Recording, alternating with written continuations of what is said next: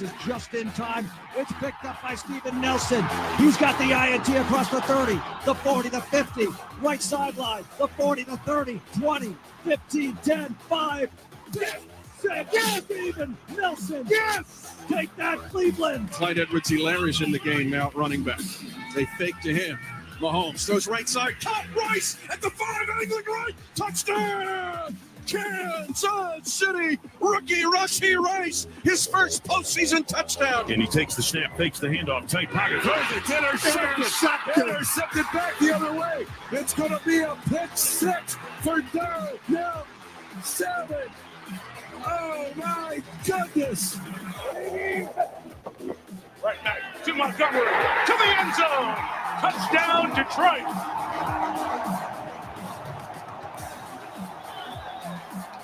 Shotgun snap, Goff back, Goff looks, Goff pumps, now throws, end zone caught, touchdown, Detroit Lions, Sam Laporta. He's back, he's playing, and he's in the end zone.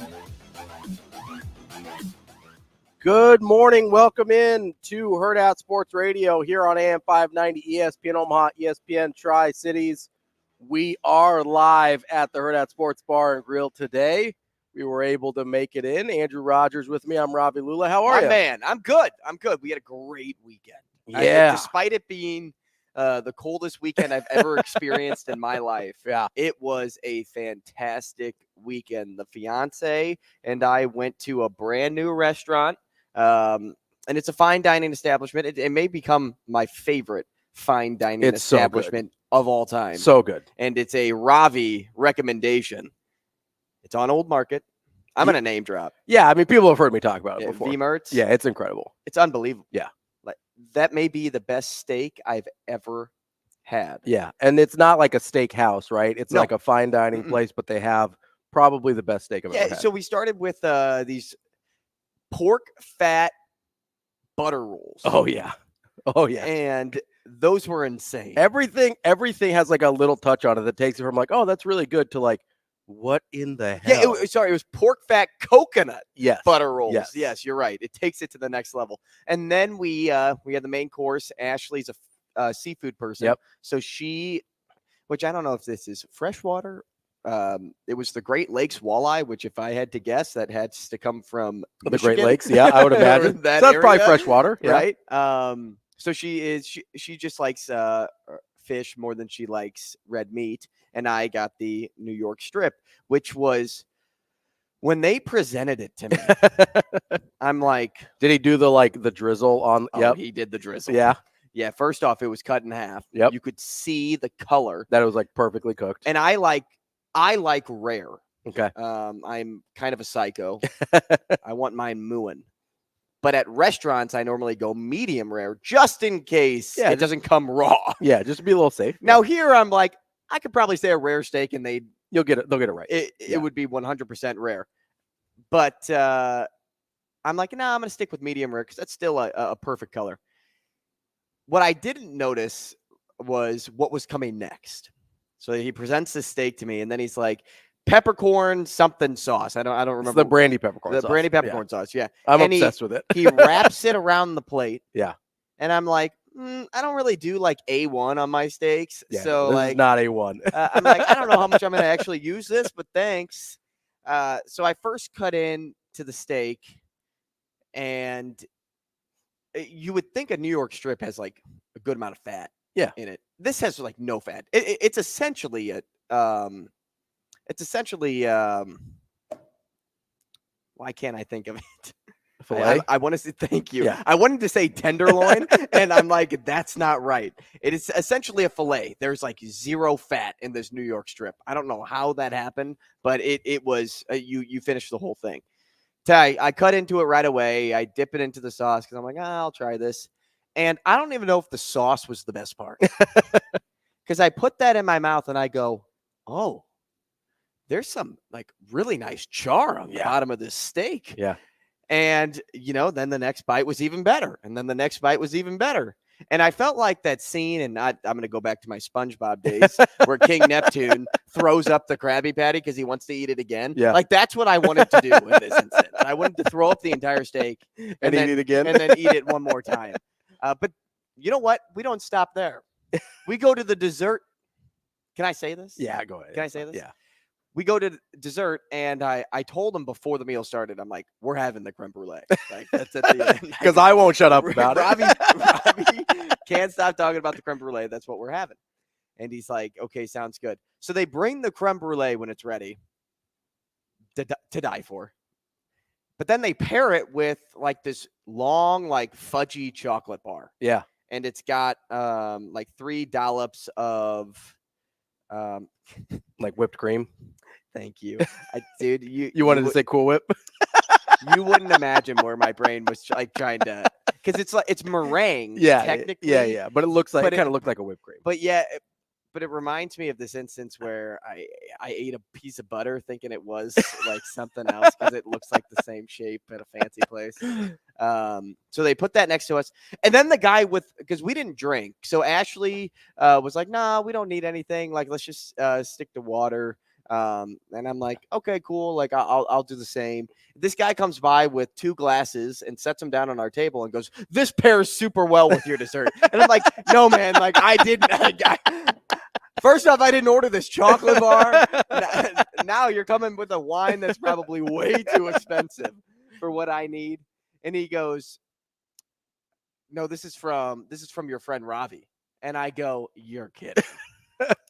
So Ravi ended up paying for not only the dessert, but the wine to pair for it. I mean, the coolest move in the entire world. I can't tell you how much I appreciated that. Like that, I was in so much awe that I don't even think the dessert could top how much awe I was in. And then I took one bite of the creme brulee and I was like, oh my gosh. And you forgot I existed.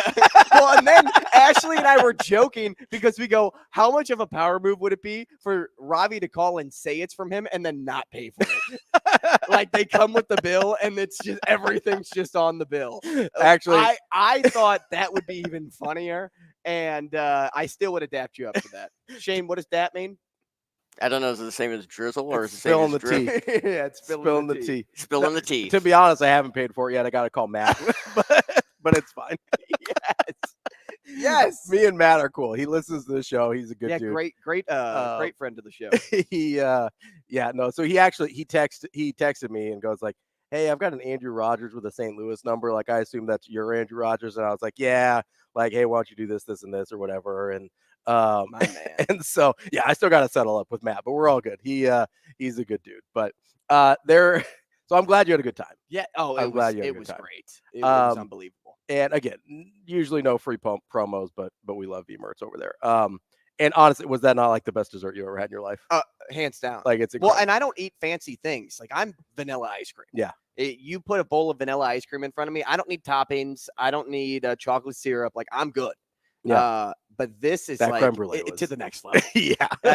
And you know what? You read some of the stuff in there and you're like, I don't know if I'm really going to like this. Like I see like farm poached egg and X, Y, and So Z. good. Like don't even look at what's in there. Just eat it. Yeah. That's what I learned from V-Merch. Don't even look. That's the only place. This is the highest compliment I can give anyone is that's the only place where I will eat vegetables. Like no questions asked.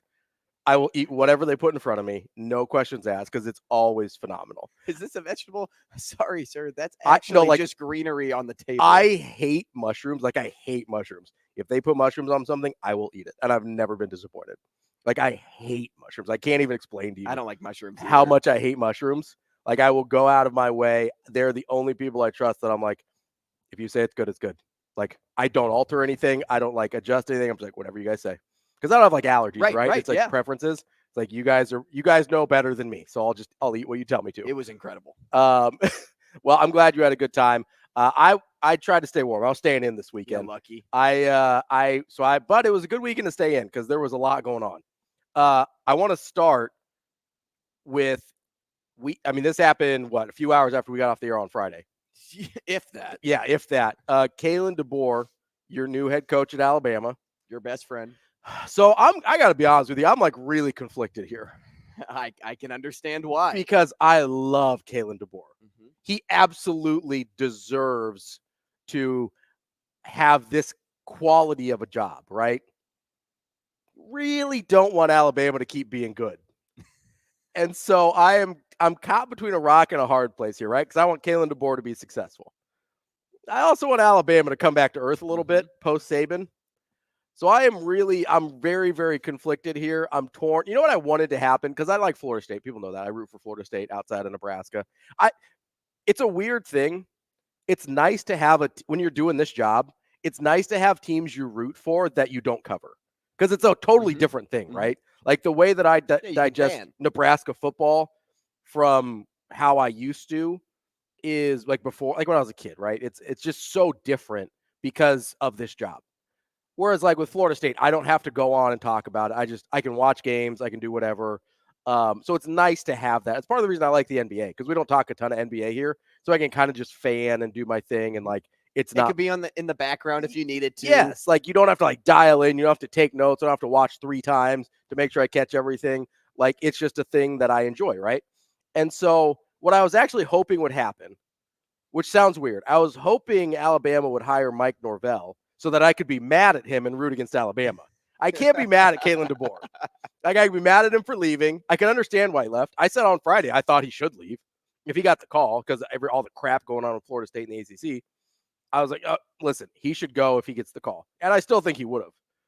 But it would have been really easy to root against him because it's like, oh, you bailed on Florida State, you jerk, whatever. I can root against Mike Norvell in Alabama.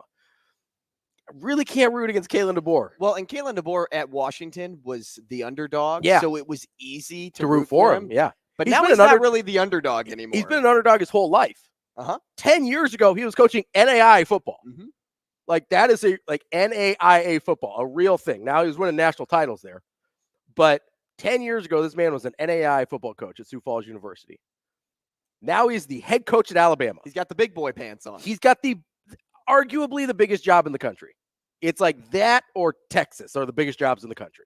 And a close third is Georgia. Yes, but I think Georgia is behind Alabama and Texas.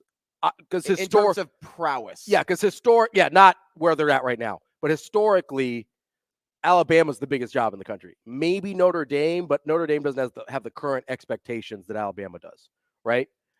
It is the biggest job in college football, and this guy who is coaching NAIA football, which is, again, and I don't say this disparagingly, the lowest level of college sports. That's where I coach at. I'm not disparaging that level. I don't think people understand how good that level is, but he went from the lowest level of college sports to the highest level of college sports in 10 years. That's part of the reason I like him, right? Because we played against Sioux Falls when I was coaching basketball. Like we would play them. I played at tournaments against Sioux Falls that Sioux Falls was hosting. Like I was on the same campus as Kalen DeBoer. I never met him, but on the same campus as Kalen DeBoer while he was there. Like that to me blows my mind that like there was a point in our coaching careers we were not that far apart. Like in terms of what you're saying is, Robbie, you should be the coach at Duke. I'm going to be the North Carolina head coach any day. No. What did you do with your life? I'm hosting a radio show. Fair enough. But so I root for him because of the level he came from. I root for him because he's a Midwest guy. I root for him because he seems like a genuinely good human. I don't like Alabama. So that's where I'm at. But the good news is, even though you don't like Alabama, Alabama's not good with DeBoer. Alabama has been good with Saban. Yeah. So until Alabama gets really good with DeBoer like it was with Saban, you can still like DeBoer and Bama at this stage. As long as they're not like running off national titles and stuff like that. So here's actually what I landed on as far as what I can root for here. I think Alabama is the fan base and boosters and everybody is stupid enough that he can win like 10 games a year and they'll fire him after like 4 years if he doesn't win a national title. So he can still be wildly successful and still get fired. And then he ends up somewhere that I can deal with a little bit better. So that's what I'm pulling for here is that he just like is not quite like he keeps getting bounced in the first round of the 12-team playoff. Like that's what I'm rooting for here. You know, it's really funny because that easily could happen. Oh, it's a very realistic scenario. But at what point do you at what point do you kind of like put expectation aside and just be like, hey, I got to be happy with this result until we win a national title because there won't be another Nick Saban. Although they probably thought there won't be another Bear Bryant. And then Nick Saban and then they got Nick along. Saban and like he's like, I'm going to double down and be better than Bear. Right. So that's the problem, though, with these situations, right? Is usually, I mean, Nebraska's a great example here. Usually you don't gain perspective until you've suffered for a long time, right? Alabama fans, I feel like, gained some perspective post-Gene Stallings. Kalen DeBoer is Frank Solich? No, I mean, he very well could be, and that would be a great record to have. Went to a national title game, won conference championships, won double-digit games, I think 3 out of his 6 years, maybe 4. And the difference is Solich was here for 45 years. He was an incoming hire, right? Like he could be Frank Solich, which would be, again, very successful, and in a 12-team playoff would have made the playoff 4 of his 6 years, I think, as a coach, which is terrific. I mean, nothing, you really can't do anything wrong with that.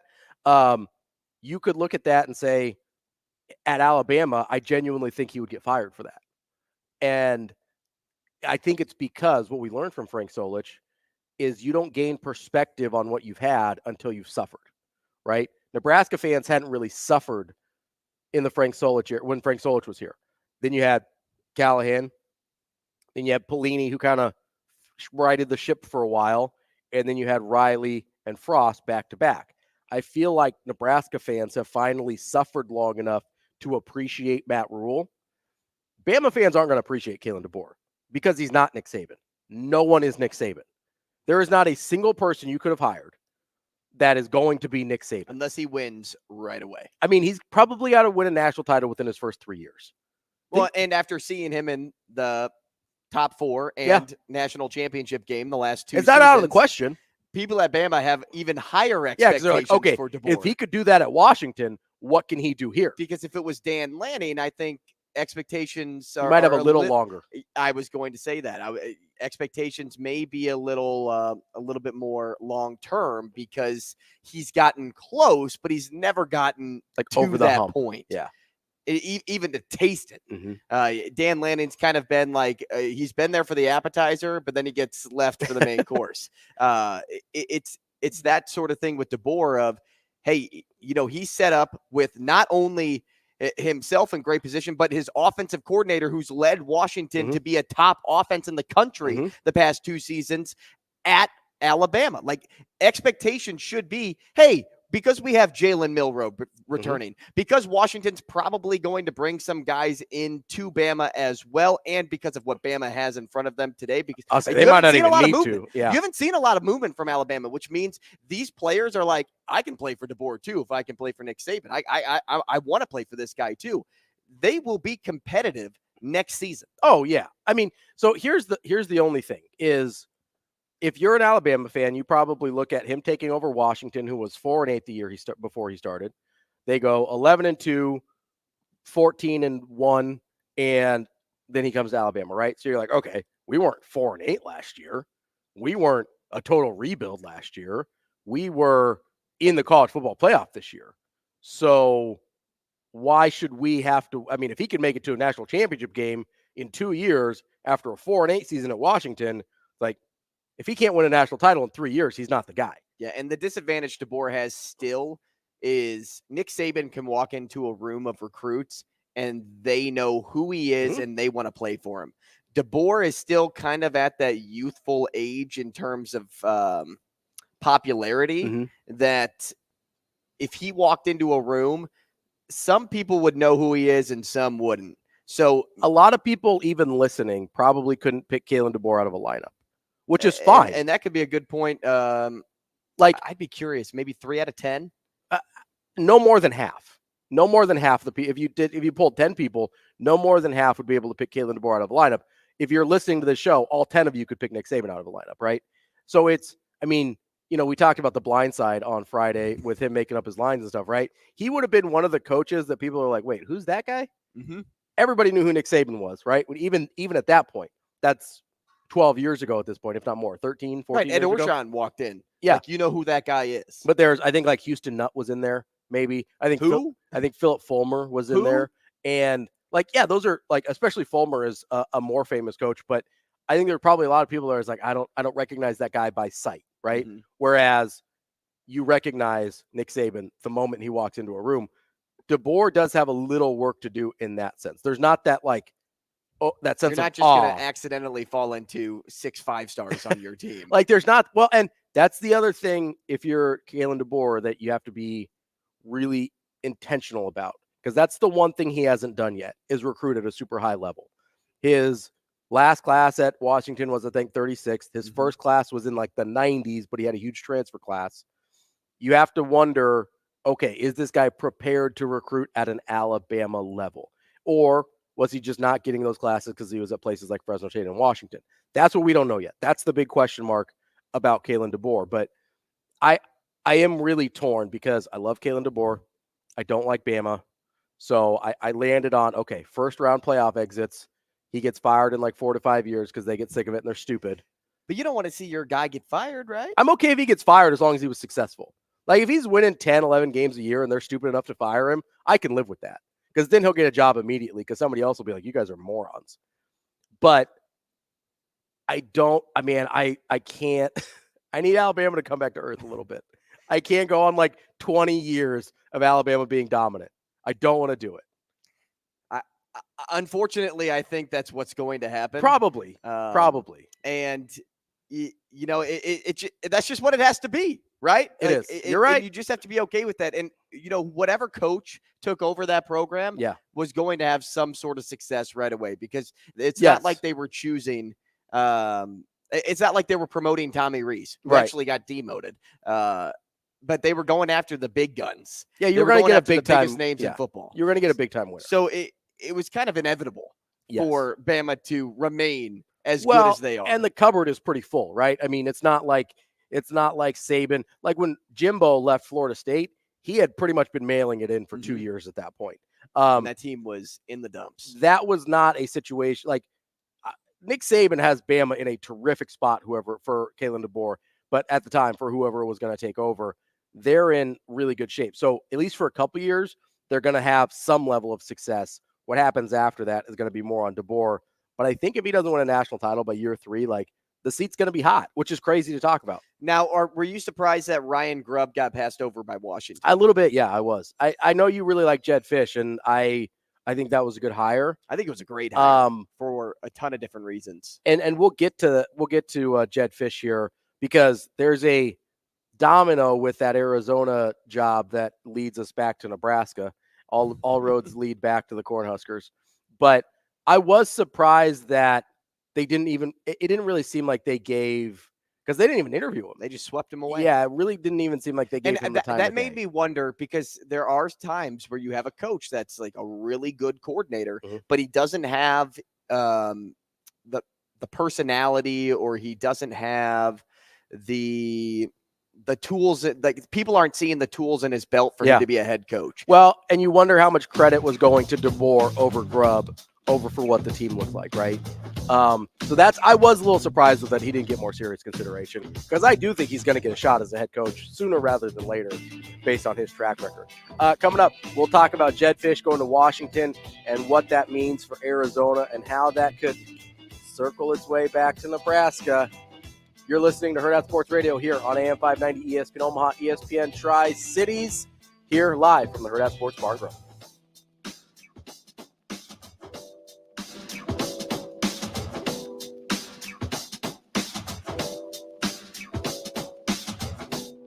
We will be back.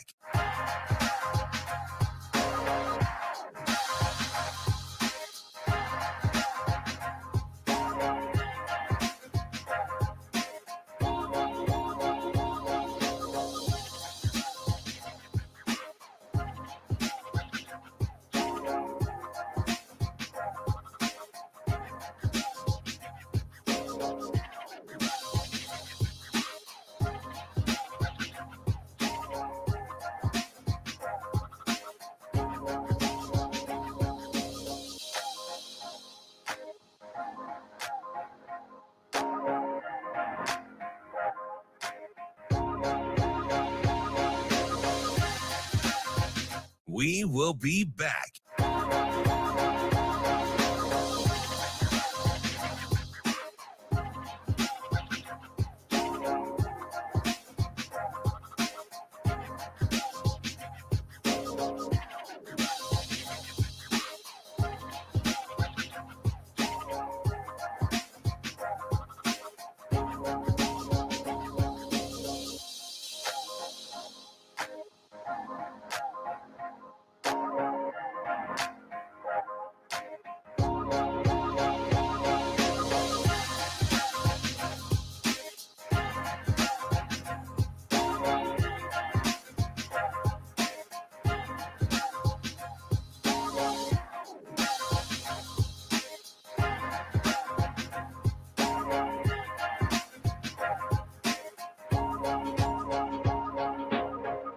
We will be back.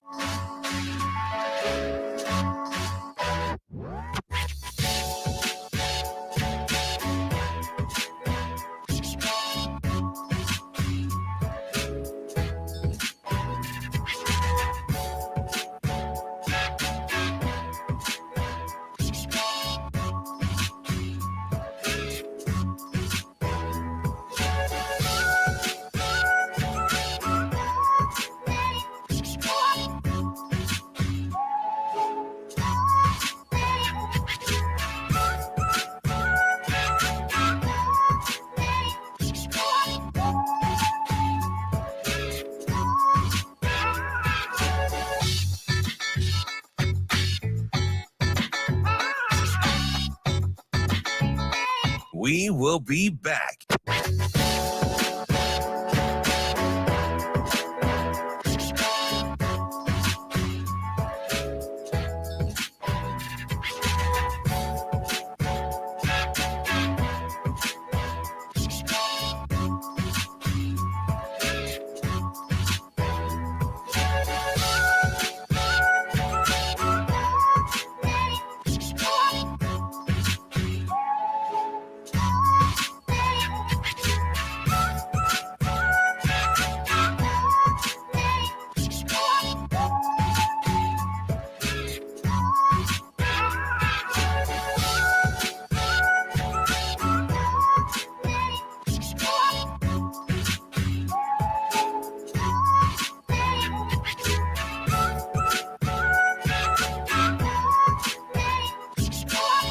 We will be back.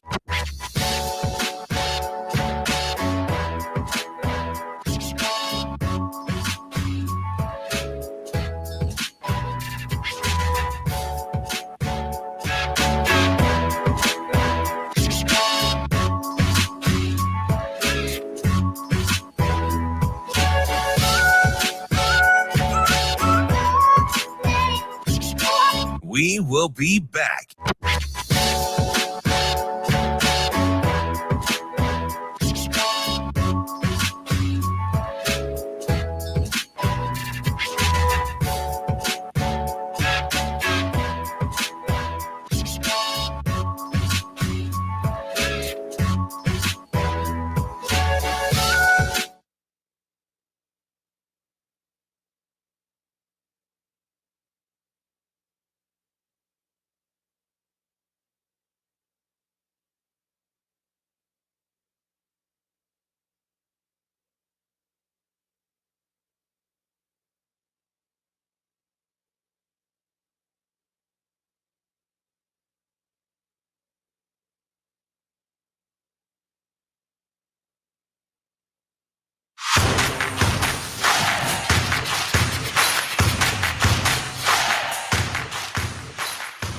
You're listening to Hurrdat Sports Radio.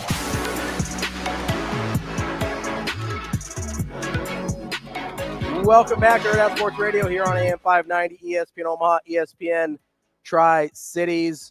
We are live from the Hurrdat Sports Bar and Grill. I'm Ravi Lulla. Andrew Rogers here with me. What up? It is 7:29 a.m., and so far Mike McCarthy still has a job.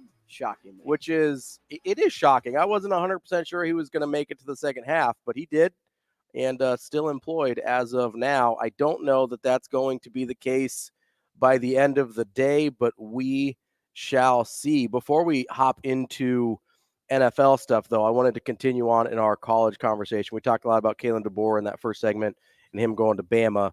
Obviously, that left an opening at Washington, who moved almost as fast as Alabama did in finding Jed Fish, former Arizona head coach, to be their next head coach at Washington. Now, there was a moment, and I do just mean a moment on, I think it was yesterday, where it appeared Lance Leipold may be headed there. And Isn't it was funny how Lance Leipold's name just pops around every coaching He must have a carousel. terrific agent. Maybe he's a Jimmy Sexton guy. I don't know. The only issue is he's a little older. He is. And I think that's probably what has prevented him from getting some of these jobs. I think it's probably what prevented him from getting the Wisconsin job last year. Although I think they may have hired him if if he had wanted to go. But he is in his 60s. I think that because he spent so long at the Division III level, I think that has hurt his case a little bit. But Jedd Fisch goes from Arizona to Washington. He turned Arizona from 1-11 his first year to 10-3 last year. They finished number 11 in the country, and he was at Arizona for just those 3 years. I was not surprised, but you mentioned Jedd Fisch on Friday, and I really thought they would give Ryan Grubb a longer look as the head coaching candidate. What was it about Fisch that you liked enough to bring him up on Friday? Well, for one, he's kind of a recreation of Kalen DeBoer, as he's an offensive-minded head coach. He spent some time in the NFL. Mm-hmm. He was with the Rams when they made the first Super Bowl with Jared Goff as an offensive assistant for those 2 seasons. But you also have to remember those 2 seasons, the Rams were the top offense in the NFL. Mm-hmm. So you know what he can bring from that level. And then you got to see a little bit of how he got to Arizona. He's been a part of the Pete Carroll tree. He's been a part of the Bill Belichick tree. And he has Big Ten ties already, which I think is the biggest thing here. Because he spent some time at Minnesota as their offensive coordinator in 2009 before joining the Seahawks. And then he was also with Michigan under Jim Harbaugh for a little bit. And I think it was like 2015, 2016, if I'm correct. Both of those years. And he was the quarterbacks coach, the wide receivers coach, and the passing game coordinator. Yeah. So he knows what the Big Ten is about. Washington is making that transition to the Big Ten. I think Washington as a program wanted to get somebody in there that has kind of been there, done that before in this conference, because where Washington has ended in college football's eyes is one of the best teams in college football. But when you lose your head coach and when you're trying to make a transition easy, you want to get somebody that knows the territory a little bit, like that can kind of be a tour guide, but doesn't have to know everything. And that's Jedd Fisch in this case. And not only has he been highly successful, he has those Big Ten ties, which I think are huge to Washington. Yeah, I do think that was a primary consideration for why he ended up getting that job.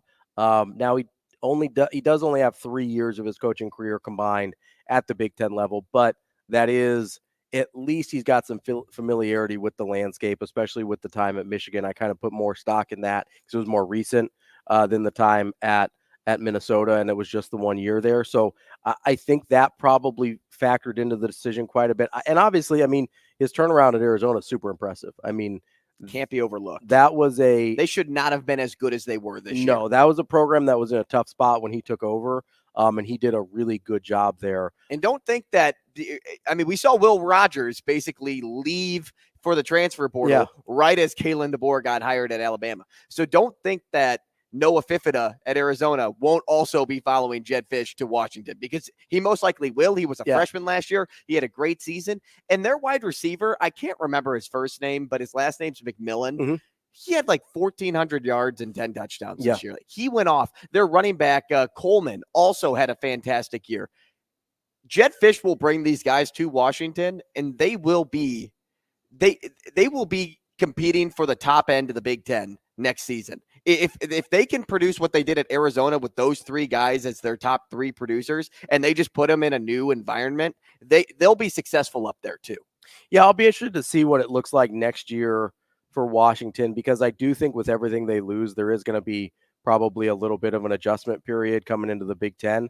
What I am interested in, though, and we don't have to spend a ton of time on this unless we want to, but some of the names that have popped up for that Arizona job.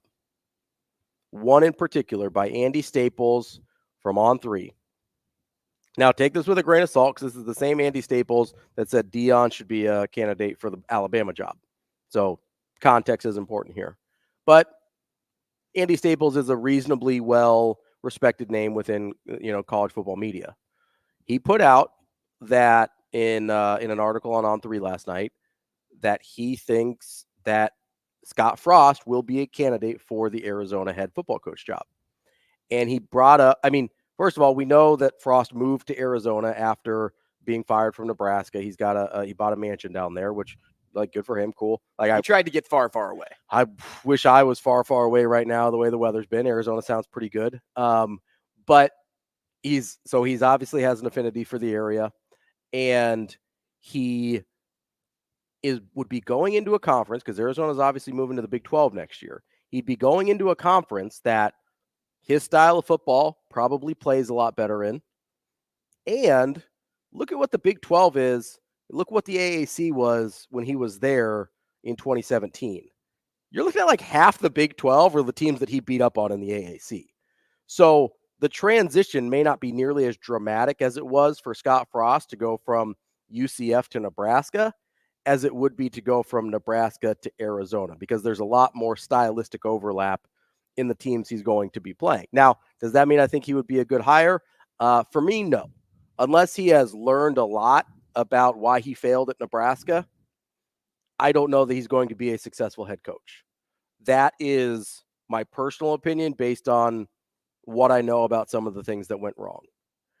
But if he had, listen, sometimes it takes a, traumatic experience like getting fired from your alma mater where you were supposed to be the savior to kind of kick your butt into gear and fix some of those issues that he was dealing with. But until he does fix those issues, I'm not counting on him as being successful anywhere else. And that's it for me. At this point, I don't think Arizona will be excited about Scott Frost, because the imprint he left on college football, not good. It hasn't been there long enough to kind of get glossed over. Yeah. It's still pretty fresh in the concrete. And so, I just don't know what Scott Frost has actually done in order to get this job at Arizona outside of what he did at UCF, because at Oregon, he wasn't the head honcho. No. He was a part of something that was special there, but it wasn't like, hey, Scott Frost is the difference here. And when he went to UCF, he was the difference. And most of his time at Oregon, he wasn't the play caller, even though he was the offensive coordinator. What's his name? I'm lost his name. The head coach that he worked under at Oregon called Chip? the play. No, it was after Chip. It's the guy that took over. Mark. You'll find it. Maybe. But he called the plays for until I think the very last year that Scott Frost was there at Oregon as the offensive coordinator. So Mark Helfrich. Yes, you got it. Man, I just got there too. It was. So Helfrich called his own plays because he was Chip Kelly's offensive coordinator. Chip Kelly called his own plays. Mark Helfrich took over. He called his own plays until the very end where they were struggling. And I believe Frost only had 1 year of play calling duties before he took that UCF job. So you're right. He didn't do a ton at Oregon. He really just had the one really good year because they were 6-6 the year before. But he turned around like an 0-12 team. It was a good turnaround. Much like the one we saw from Fish, Arizona here. But he had the one really good year at UCF. So that's basically what you'd be basing this off of. He had 4 plus a little mediocre years at Nebraska. Mediocre is being kind there. And below average. He had the one really good year at UCF. I think he probably needs to show his chops as like an OC again before he gets another head coaching job. And that's what I thought too, because I don't know what lessons he's actually learned outside of football either. So that's my biggest concern. But I will say, it's not like Arizona was thrilled. The fans, at least, were thrilled about Jed Fish when they hired him. Yeah, but they're thrilled now. Well, they were until he left. I don't think they want to just get somebody's sloppy seconds. I mean, I wouldn't think so, but it's a name that was brought up. We had to address it. Coming up next, we'll actually set up the show, let you know who's coming up here on Hurrdat Sports Radio. We will be back.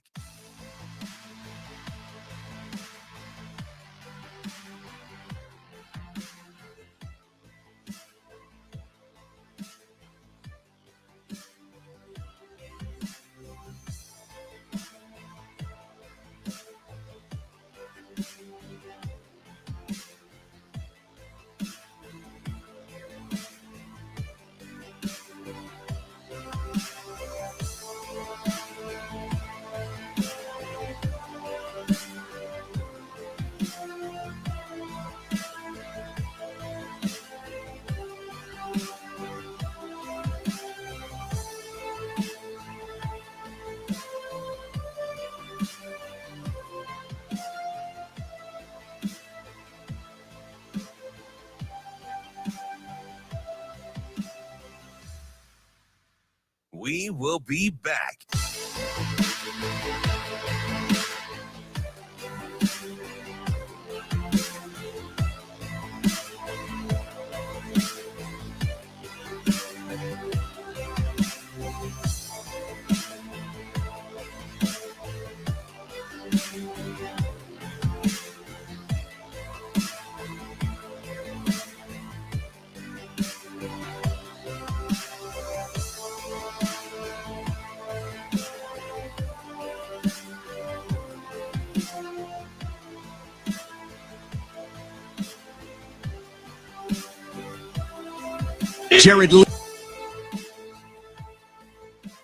Jared leans in. There's the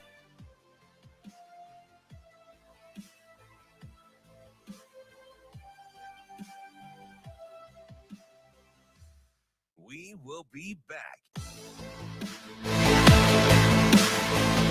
Jared leans in. There's the snap. Fakes the give. Nope, gave it to Gibbs. Gibbs taking it home. And the Lions are up 13-3.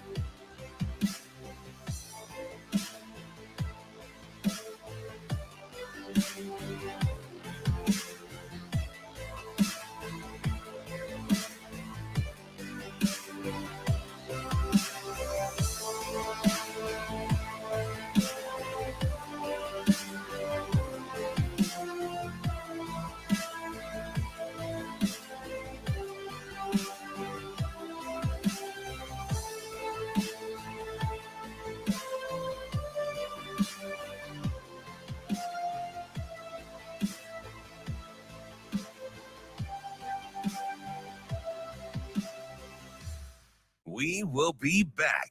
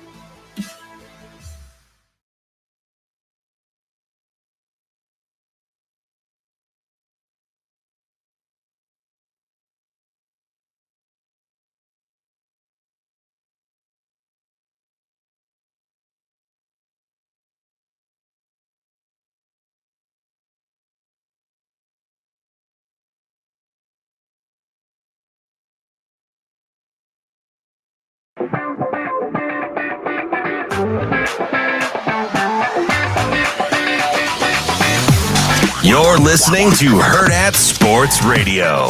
Jared leans in. There's the snap. Fakes the give. Nope, gave it to Gibbs. Straight up the gut. To the end zone. Touchdown, Detroit Lions. Oh, baby. Jared handing it off. Gibbs taking it home. And the Lions are up 13-3.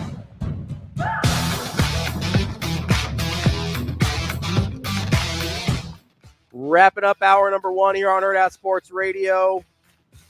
We are live on AM 590, ESPN Omaha, ESPN Tri-Cities. I'm Ravi Lulla, Andrew Rogers here with me. Good morning. Want to let you know what we've got coming up here on the show for you. Coming up at 8 o'clock, our regular Monday guest, Sam McKewon of the Omaha World-Herald. At 9, we will talk to Jason Cole, who covers the NFL. And then at 9:45, one of my favorites, we're going to talk to Brett Ciancia of Pick Six Previews. If you don't follow Brett on Twitter, he's a terrific follow. He does a very data-driven kind of preseason magazine, although I think they put it in print now, but it's mostly online. It's a PDF deal that I've been using for years, but he does a terrific job with that. So we're going to talk to Brett Ciancia. He's been very successful in predicting his college football playoff Final Four. So I want to see how he did this year. I want to see some of his thoughts on the movement we've had in the last couple of days here on the coaching carousel. But before we get to any more of that, I do want to talk about the NFL here because it was a great NFL weekend. Before we get into actual games, We mentioned, I don't know if we mentioned this already or not, Jim Harbaugh is interviewing with the Chargers today. We have not, but that is something to take note of, especially because, the quarterback at Michigan said he's going to the draft. Yeah, so you wonder, okay, does he know some things that we don't? Obviously, Harbaugh has had some interest from the NFL the last couple years. With all the NCAA stuff, I kind of think like he might be trying to get out of town before the sheriff gets in to kind of put him in jail there with his NCAA stuff. So that's something to keep note of. But as far as teams that were actually playing this weekend, obviously the Lions to me are the huge story there. First playoff win in 32 years. I said this on Twitter last night, but I was out on Dan Campbell pretty early because he seemed like he was like bat bleep crazy. Like he seemed like he was totally yes. He seemed like he was totally nuts. And I was like, listen, man, that doesn't work in the NFL. And it usually doesn't, right? It does seem like maybe that wasn't either he's toned it down a little bit, or maybe that isn't as much of his personality as it seemed like it was in, kind of his introductory press conference, especially in year one. But what he's done to turn around Detroit, and maybe more impressively, what he's done to rehabilitate Jared Goff's career is incredible, because there's a reason that the Rams got rid of Jared Goff. It looked like he was kind of washed and done at a really young age. You're like, Sean McVay kind of got that 1 year magic out of him, but the next year really kind of lost faith. Then they make the trade for Stafford, and Goff was kind of a broken man at that point. His confidence was shot. He's admitted to that. And then Dan Campbell, that staff, built him back up, had a great year last year, and people were like, oh, Jared Goff, what's going on here? Followed it up this year, got Detroit to their first playoff win in 32 years, something Matt Stafford was never able to do as the quarterback at Detroit.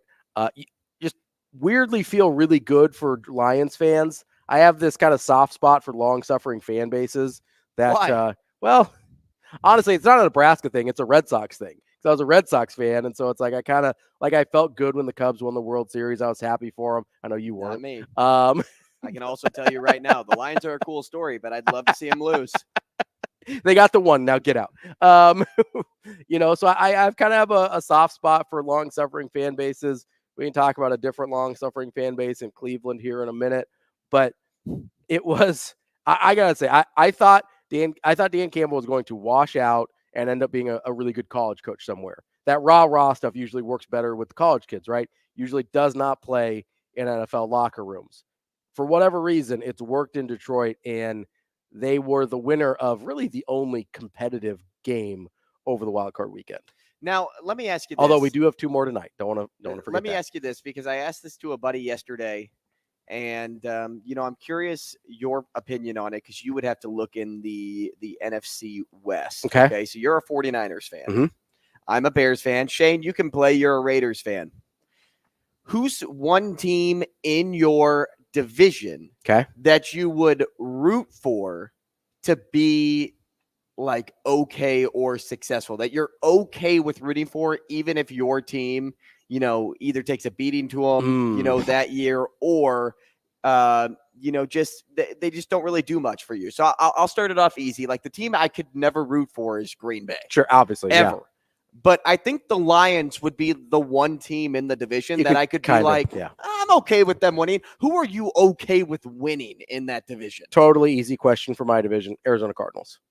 And is it because they just aren't winning all too often? Yeah, so first of all, there's too much bad blood with Seattle. Can't root for Seattle. I just don't I don't feel like the Rams are they're not like a compelling enough story. Like, they don't do anything for me. It's like, they're the Rams. I don't care. Like, so that's kind of the Vikings for me. Yeah, you're just like, whatever. Is every division like that? Could you go down the list of divisions, Shane? Maybe try to I don't even know what the thesis of this argument is. I will say, I did root for the Cardinals in the Super Bowl against the Steelers. Like, I was actively, when they played, it was Kurt Warner and Larry Fitzgerald and Anquan Bolden. I had a different rooting interest for the Cardinals because of Kurt Warner. Sure. But like, in that game, like, I liked Kurt Warner because of his story, but I was always a really big Larry Fitzgerald fan. Anquan Bolden was a Florida State guy, so I really liked Anquan Bolden. that was it. I was actively rooting, and for whatever reason, I've never liked Ben Roethlisberger. Sorry, Amazing Daniel. He knows that though. I've never liked Ben Roethlisberger, so I was rooting against him. But I have actively rooted for the Cardinals in the past because they are kind of that down on your luck franchise that I feel like deserves something nice. Mm-hmm. So obviously if they're playing the 49ers, I'm not rooting for them. But if they're just playing random teams that doesn't affect the 49ers at all, yeah, I'll root for the Cardinals. It's got to be the Chargers for you, right, Shane? It's got to be. Well, that's a team that you should be okay hates the rooting Chiefs, for. has to hate the Broncos. I hate the Chiefs. I hate the Broncos. Chargers are the only one that's left, man. Yeah, well, Chargers are the only Seahawks since they're not there anymore. But the Chargers are a perfect example of like the Lions to me and the Cardinals Yeah. to you. They're a team that, if they started to win, you'd be like, okay, but then you would cap it at some point. Right? Yes, You'd say, all right, no more. Yes. No more. Yeah. I can't do this anymore. Yeah, it's funny because he's a Ravens fan. So I asked him, I said, hey, in his division, are they AFC North? Yes, they're AFC North. I said, so you have the Ravens, the Steelers, the Browns, and the Bengals. Mm-hmm. And I said, what team would it be for you? Well, you can't root for the Steelers. No, absolutely not. That's impossible. Joe Burrow's almost made it impossible to root for the Bengals at any point because of what they did. He did not enjoy seeing them in the Super Bowl. He's like, it's probably the Browns for me. And I'm like, yeah, well, the Browns have been insufferable.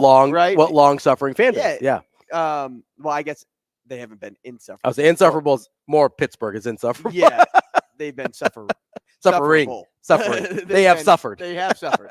But because they, recycled quarterback after quarterback after draft pick after draft pick. And, the funny thing about the Browns, too, in that matchup this weekend, because I asked you, we were going back and forth on text about how, like, the NFL script is, like, low-key working. You had Tyreek Hill's return to Kansas City. You had Matt Stafford's return to Detroit. And then I'm like, is it a stretch to call, like, the Browns Texans a script moment of one of the worst trades in NFL history?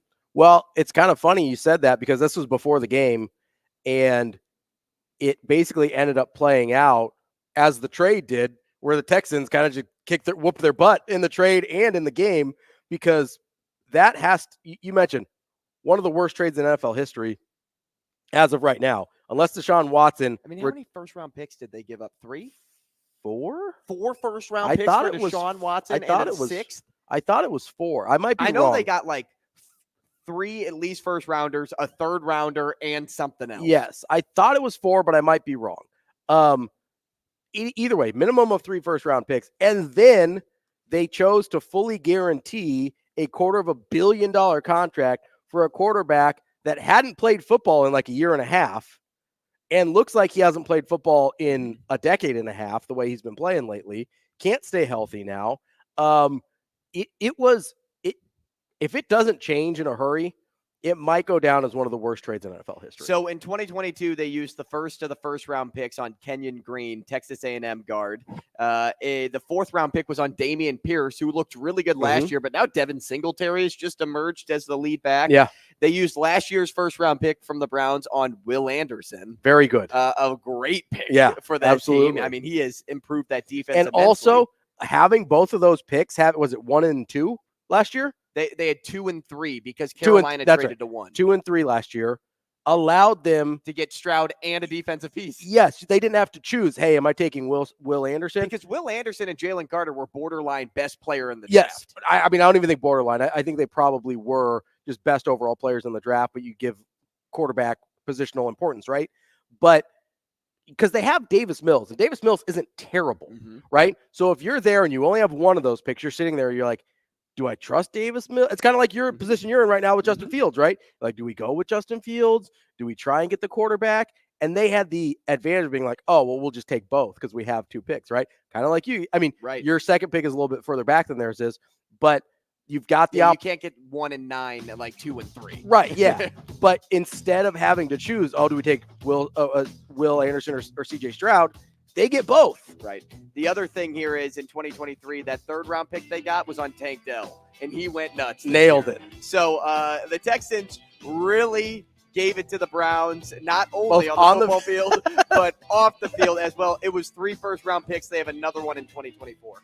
And don't forget my guy, DeMeco Ryans, former Niners, defensive coordinator. I didn't want him to go to the Texans because I thought it was a trash franchise, and he was able to turn it around in year one. Incredible. Coming up next, we got Sam McKewon from the Omaha World-Herald.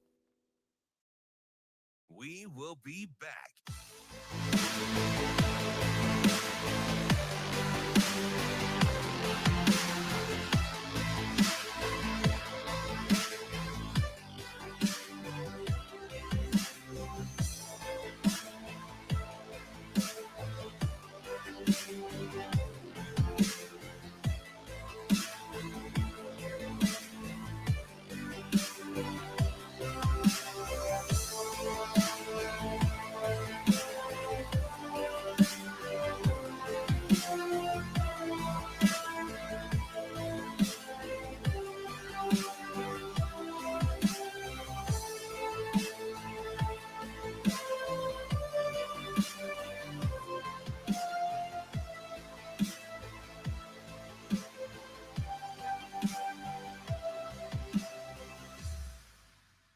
We will be back.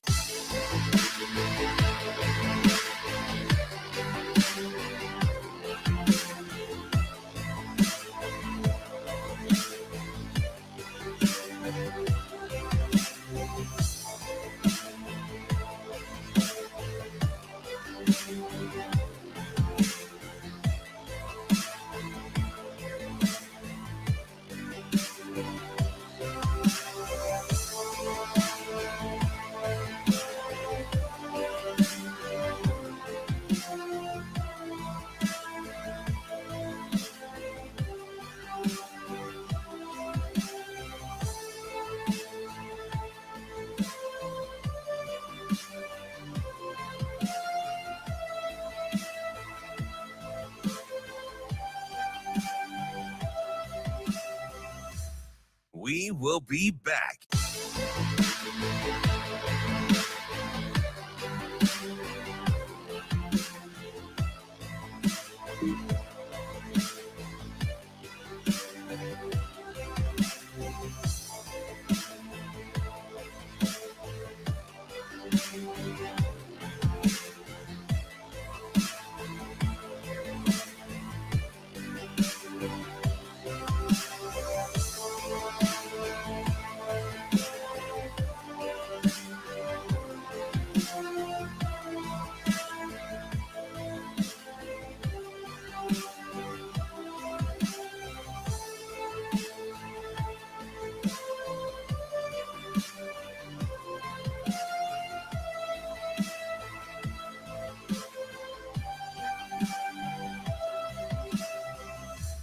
We will be back.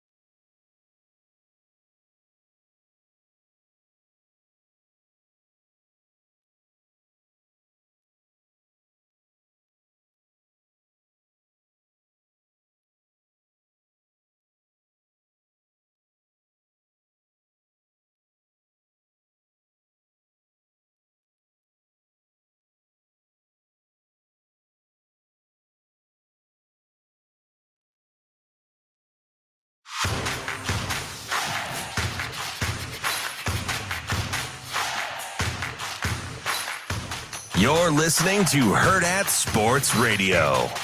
Here is the sports editor for the Omaha World-Herald, Sam McKewon. That's fine. That's fine. That's fine. Sam McKewon. We're gonna throw the ball, and you just stand back there and throw it where you want to go. That kind of thing. Sam McKewon. Are you guys going?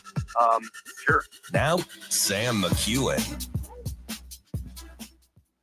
Kicking off hour number 2 here on Hurrdat Sports Radio on AM 590 ESPN Omaha, ESPN Tri-Cities. I'm Ravi Lulla. Andrew Rogers here with me. We are brought to you by our friends at Warhorse Sportsbook. Want to tell you about the Warhorse Festival of Games. You got to go visit the Warhorse Casino in Lincoln to earn entries for their $100,000 prop card challenge and $20,000 grand prize drawings. Make sure you visit warhorsecasino.com for more details. But I can tell you this, you go to the casino in Lincoln, for every $50 sportsbook ticket you have, you get an entry into the prop card challenge and a drawing into the $20,000 grand prize drawing. Make sure you're a rewards member so you can validate those entries. Go to warhorsecasino.com for more information. Joining us now on the Warhorse Sportsbook hotline is Sam McKewon from the Omaha World-Herald. Sam, how are you this morning? Good morning. What's up, Sam? Pretty good. How are you? Oh, we're All good. Right. Hey, what's up? We're good. Hey, as a fellow Bears fan, what was it like watching the Packers just stomp on the Cowboys? Like, is that something that you were like, man, like I kind of like to see the underdog do it, or I just can't stand this team and they just need to get off our island? No, I dislike the Cowboys more than the Packers. So, I don't know if you have this, but I have a hierarchy of teams that I dislike the most. Ooh, and I don't. I haven't really thought about that. The top of that list are the Steelers, because my wife is from Cleveland and she's a Browns fan, and so I've had to co-opt that. And then Dallas, then Green Bay, and then it proceeds from there. Whatever team Tom Brady was playing for, that was a smart move in my household as well. Okay, so my wife hates Bill Belichick. Right? Okay. And so is it because of the Cleveland thing? No, not exactly. Just in general? Somewhat, but not really. Okay. Did she date him one time and then something went wrong there? That's not his fault. No. And so anyway, we're watching the Dallas game and they're talking about, I have the Fox Post game. Somebody says, watch Bill Belichick here and maybe going to Dallas. And she goes, that kind of like be the devil going to hell, wouldn't it? And so I'm like, yeah. So she doesn't like Dallas, and she doesn't like Bill Belichick. Anyway, my hierarchy is, Dallas is below Green Bay, and so like my rooting interests sort of move up from there. So yeah, Dallas is like really low on the list. The only team I would root for Dallas for was if they were playing with Steelers. Where does the Dallas hate come from? Is it just from seeing them win so much in the 90s, or like where does it come from? I don't know. It's a good question. I mean, I grew up in the 80s, and so like I grew up on 80s football. Okay. Certainly the 90s were there too. I wasn't happy that they won those Super Bowls in the 90s. I think it just probably came from they were on TV all the time. Tom Landry seemed like a stiff. I was a Bears fan. One of the best Bears wins in history is they go to Texas Stadium in '85 and they beat Dallas 45-0. It's one of the biggest beatdowns that Dallas has ever taken. And the Bears did it, and they didn't even play good offense. I mean, they had like 3 defensive touchdowns. It was insane. And so, I don't know. I don't like them. I just, like the hype around it. Have never really enjoyed the Packers either. Really didn't like the Packers. Were probably my least favorite team when Favre was there, because I didn't like Brett Favre, and I still don't. And I had, until maybe the last couple of years, I had more begrudging respect for Aaron Rodgers. I think he's maybe the most talented player who's ever played that position. But no, I didn't like. I really disliked the Packers when Favre was there. But when I was growing up as a kid, the Bears beat the Packers all the time, and so it didn't feel like the same rivalry to me until Favre got there, and then that became real because he's an idiot. So now Jordan Love, he seems like a lot more likable guy. The Favre era Packers are probably my most disliked team of all the teams. Now, Sam, okay, as a Bears, we'll ask one more NFL question, then we'll get into some Nebraska talk. So my question is this, because when they traded for Sweat, middle of the season, I told Ravi, I'm like, I don't really get this because I think the Bears are pretty far off from making the playoffs, and Sweat's only there for 4 years. And if you make the playoffs with Sweat, it's kind of like, when you make the playoffs with Khalil Mack, like at some point, at that position, you're going to age out. But it looks like the Bears may be closer to making the playoffs with Sweat, maybe even as close as next year. But your thought, are the Bears good enough where they are right now to be a playoff team next year? And does that thought, differ a little bit if they move on from Justin Fields and they go with a young rookie quarterback? I think they're probably good enough to be in the playoffs next year if Fields remains. I don't know that that's the long-term best play for the Bears. They have an opportunity to kick the tires on all of the quarterbacks that are coming into the draft and decide if they like one. J.J. McCarthy is obviously from the city. He would love playing there. So they're going to have to make an assessment on all of the guys that are coming through. I don't think Fields is going to get you to the Super Bowl. If the Super Bowl is your goal, it doesn't have to be your goal. I know that sounds kind of weird, but only a certain number of teams can get there, and it doesn't have to be the goal. The goal can be, going to the playoffs 4 out of the next 8 years and advancing to the NFC Championship once or something like that. I mean, it doesn't. Chicago basically prints money, and so money's not an issue there, and so they'll have to decide who they want to be and what they want to do. I'm very intrigued.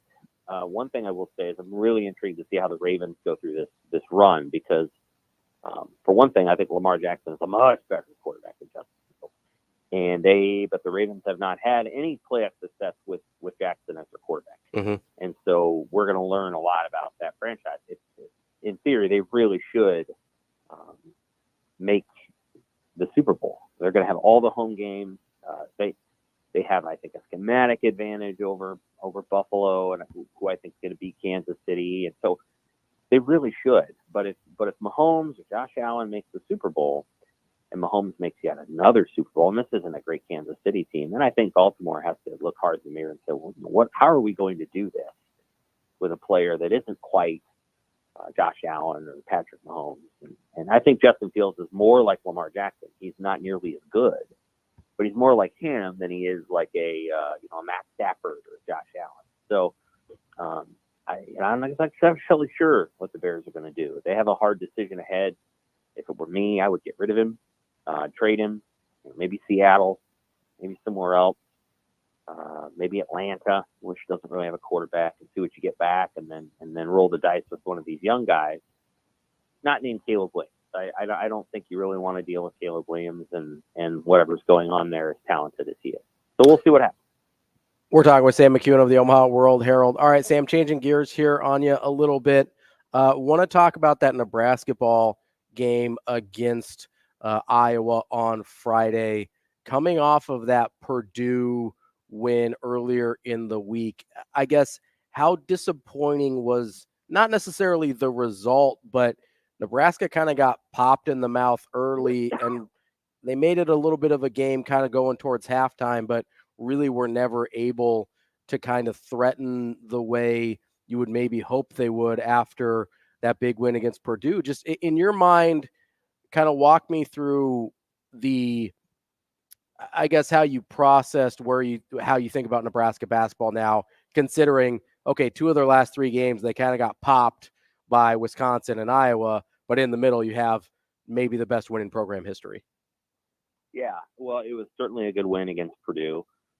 And so, Iowa, what I would say is that Josiah Alec had a great interview on Friday night, and he said a lot of things that I think were helpful. And the bottom line is Nebraska has to go into every single game really prepared to play well and hard from the jump. This is not a team that can get off to slow starts. And I know they climbed the mountain and they actually took a brief, I think, 1-point lead against Iowa. But this is not a team that can afford to fall in a hole. And they fell in a hole at Wisconsin and Iowa. And some of that is just mental preparation. Some of what it is. I would say it's true of the women's team too. That they really can't afford to fall into a hole either. You excuse me, have a cough for whatever reason in this moment. Creighton's a little different. I think Creighton can fall behind, 23-9 and shoot their way back into it. And they've done that before. And probably will at some point this season. But understand that Creighton plays at a pace that is, if another team is willing to go with that pace, then Creighton can really get it going. And so you'll notice that when Creighton struggles, they're playing Villanova, they're playing St. John's, they're playing teams that slow it down and run a lot of ISOs and run a lot of two-man game because they're trying to take Creighton's pace away. Nebraska needs to think like the opposite, but it's not always easy for them to do. When Nebraska goes and plays Iowa, it needs to slow the pace down. But their natural tendency is, hey, this is Fred Hoiberg, we're going to play free. Let's rock and roll. Let's get up here. Let's do some things. And that's just, they're playing into the hands of the opponents. We've seen it 3 times this year now. We saw it against Wisconsin. And Wisconsin's not a fast team, but they are a finesse team, and they hit a bunch of threes. We saw it against Iowa, and we saw it against Creighton. And in each game, especially in the Creighton game, Nebraska's out here screwing around, taking shots 7 seconds into the shot clock. I'm like, what are you doing?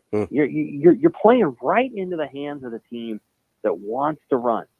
And so against Purdue, I thought Nebraska did a great job of coming out, moderating their tempo, getting the shots they wanted, and then taking it right to Edey. And then of course, the other thing that I'll say is that Zach Edey can't make a shot beyond 15 feet. And Nebraska loves playing teams like that. You have a center who can't shoot? Great. Mm-hmm. We love that. And when, Iowa's got 2 who can shoot, and Cricky can shoot, and that's hard.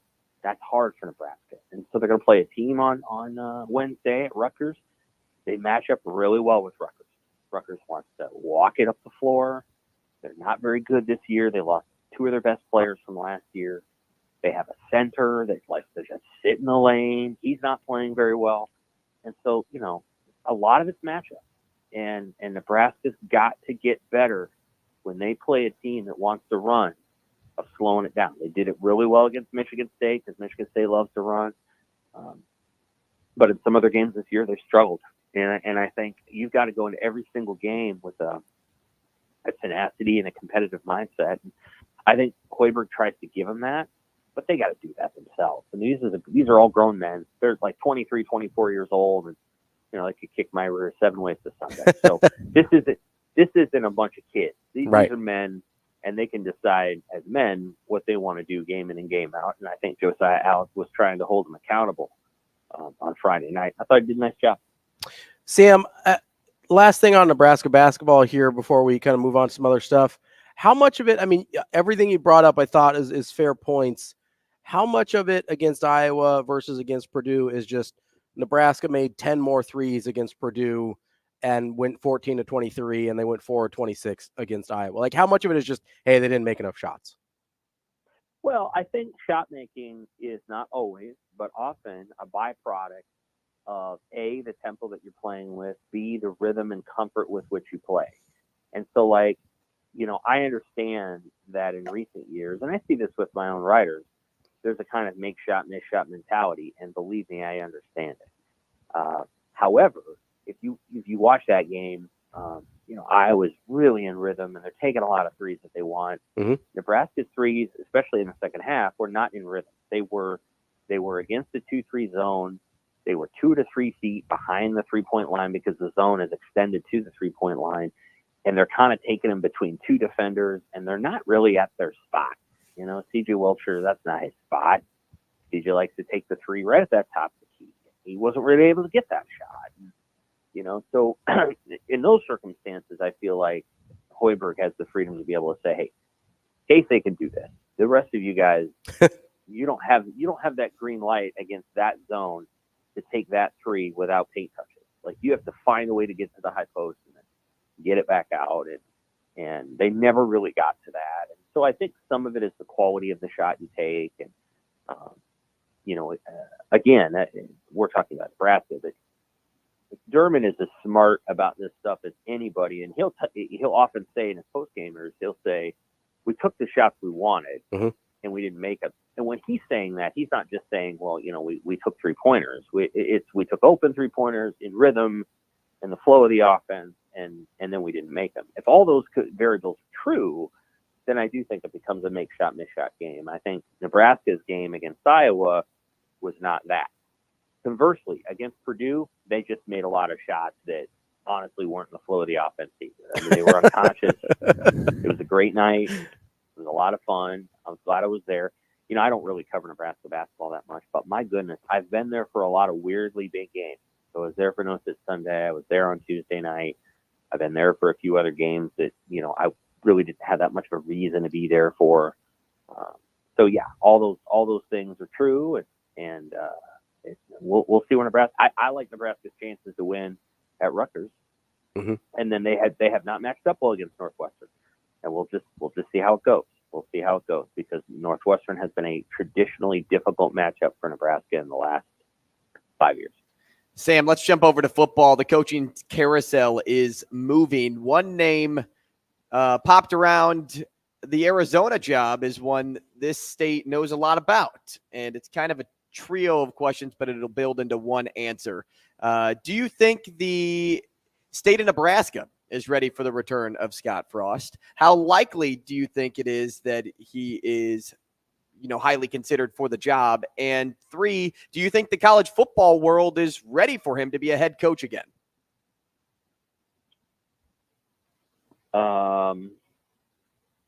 Nebraska fans will be fine. I wouldn't be surprised, I guess, if Arizona hired him. That wouldn't be the hire I would make. And I think that I think Scott could be an interesting head coach in sub schools. I think he's an elite coordinator. The head coaching role takes a level of. I don't know that he's proven that he even really wants to be a head coach. And when he was at Nebraska, I never got the sense that was a role he really enjoyed. I think the thing that he really enjoyed was calling the game on Saturday and calling the plays, which is a kind of authority, but is not ultimate authority. And so I think he is very comfortable in crafting game plans and making things happen and being the chess master. I think that the head coaching role has become, in some ways, just a list of things that most people would not put at the top of their list if they were a football coach. You have to be very comfortable in that space. And there's some now. Is Arizona a school where you can maybe get away from some of that? It is, absolutely. And so maybe that would be an opportunity for him. But we'll see. We'll see what they decide to do. I mean, that would be an interesting choice. There's other options out there. And if he goes to that role, he's going to have to kind of deal with, going the questions and having to kickstart all those things again. And I don't know what Arizona's looking for. Every school has to kind of decide who do we want to be. And if Arizona's looking for a fun offense that, wins 8-9 games every so often, but has some seasons where it's WTF, and you can hire Scott Frost.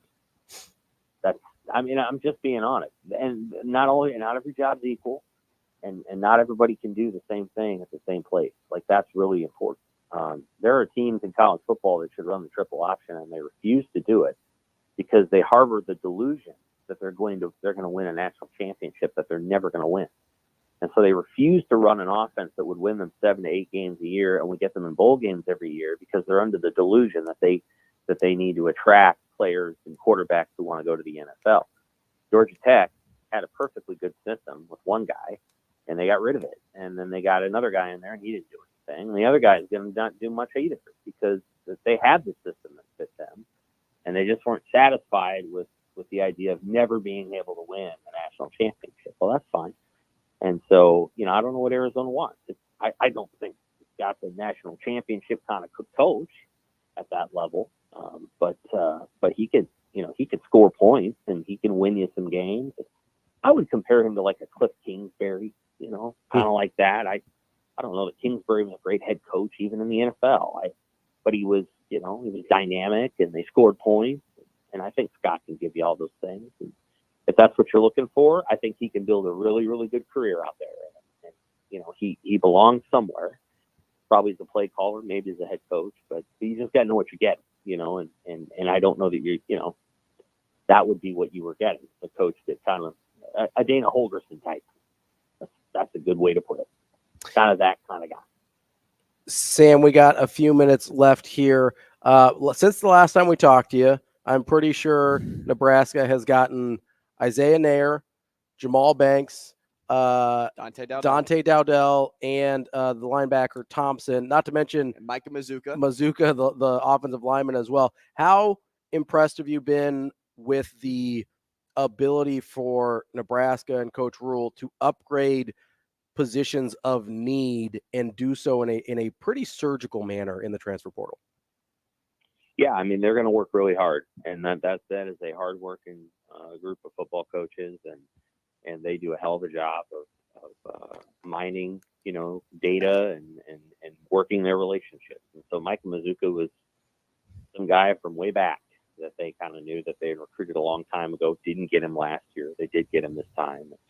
Obviously Thompson played for Tony White, and Jamal Banks is, looking for another school, maybe a little bit more of an opportunity than he had at Wake. So all these things, and they do a really good job of working their relationships. And then it becomes a question of, okay, how do we manage this roster financially?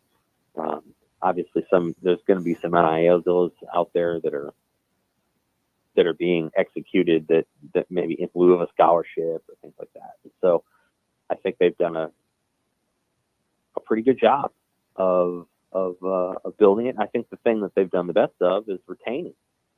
I mean, they had incredible roster retention. Guys want to come back for another year of this.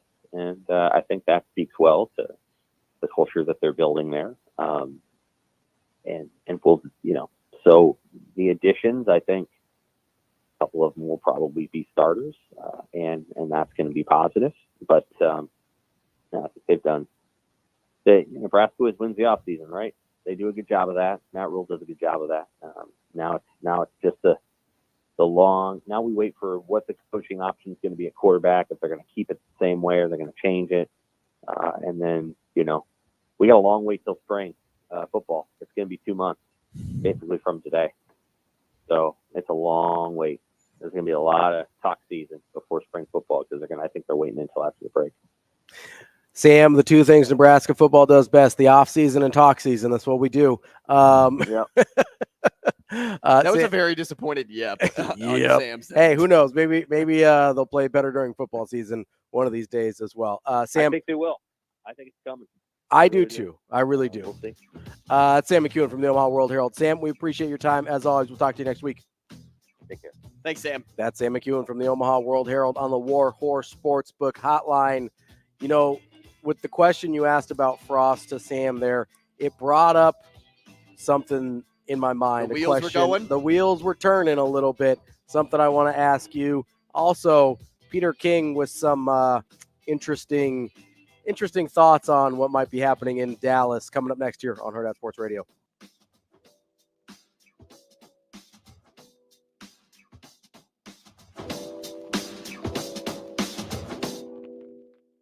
We will be back.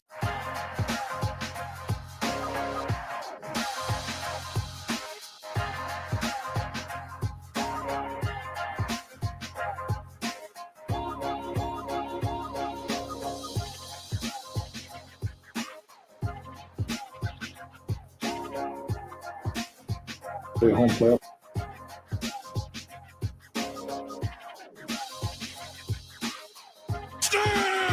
Kansas postseason touchdown. Here's the snap, Jordan Love.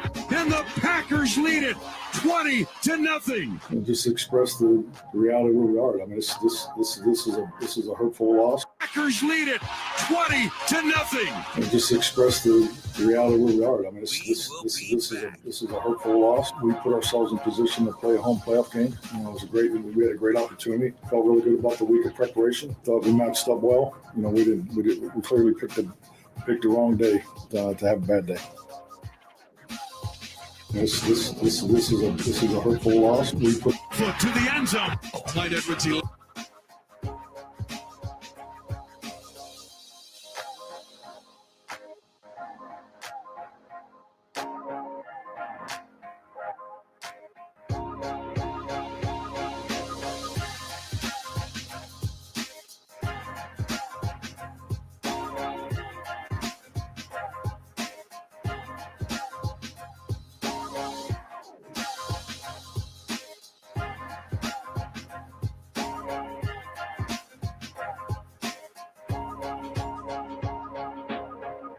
We will be back.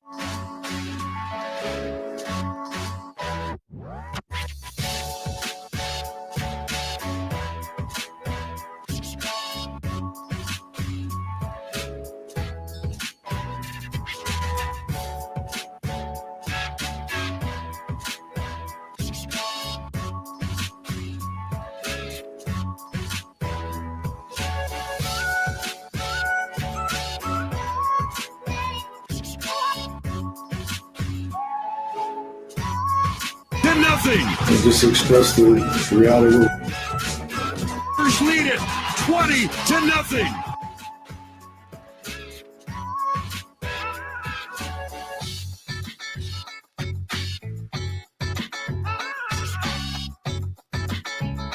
We will be back.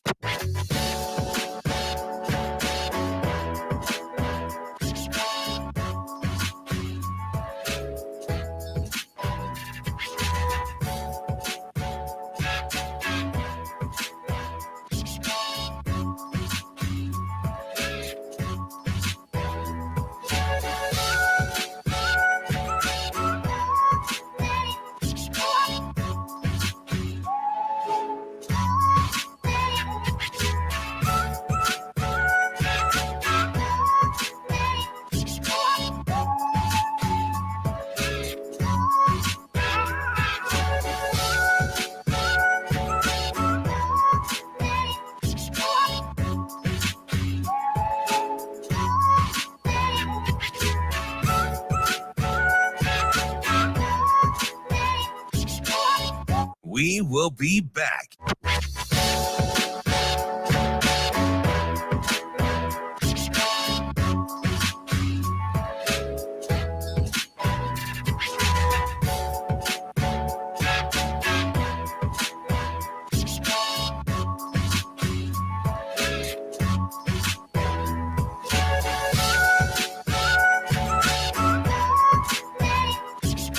We will be back.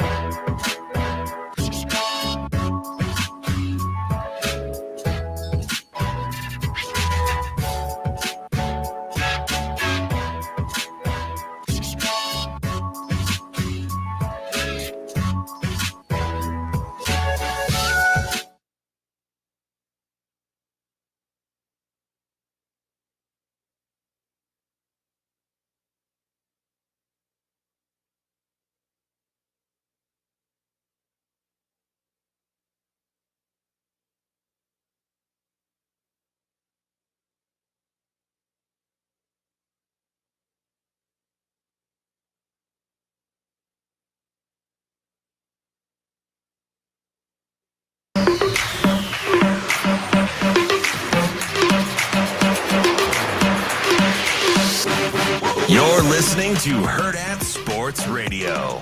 Certainly it's warming up here in the second half.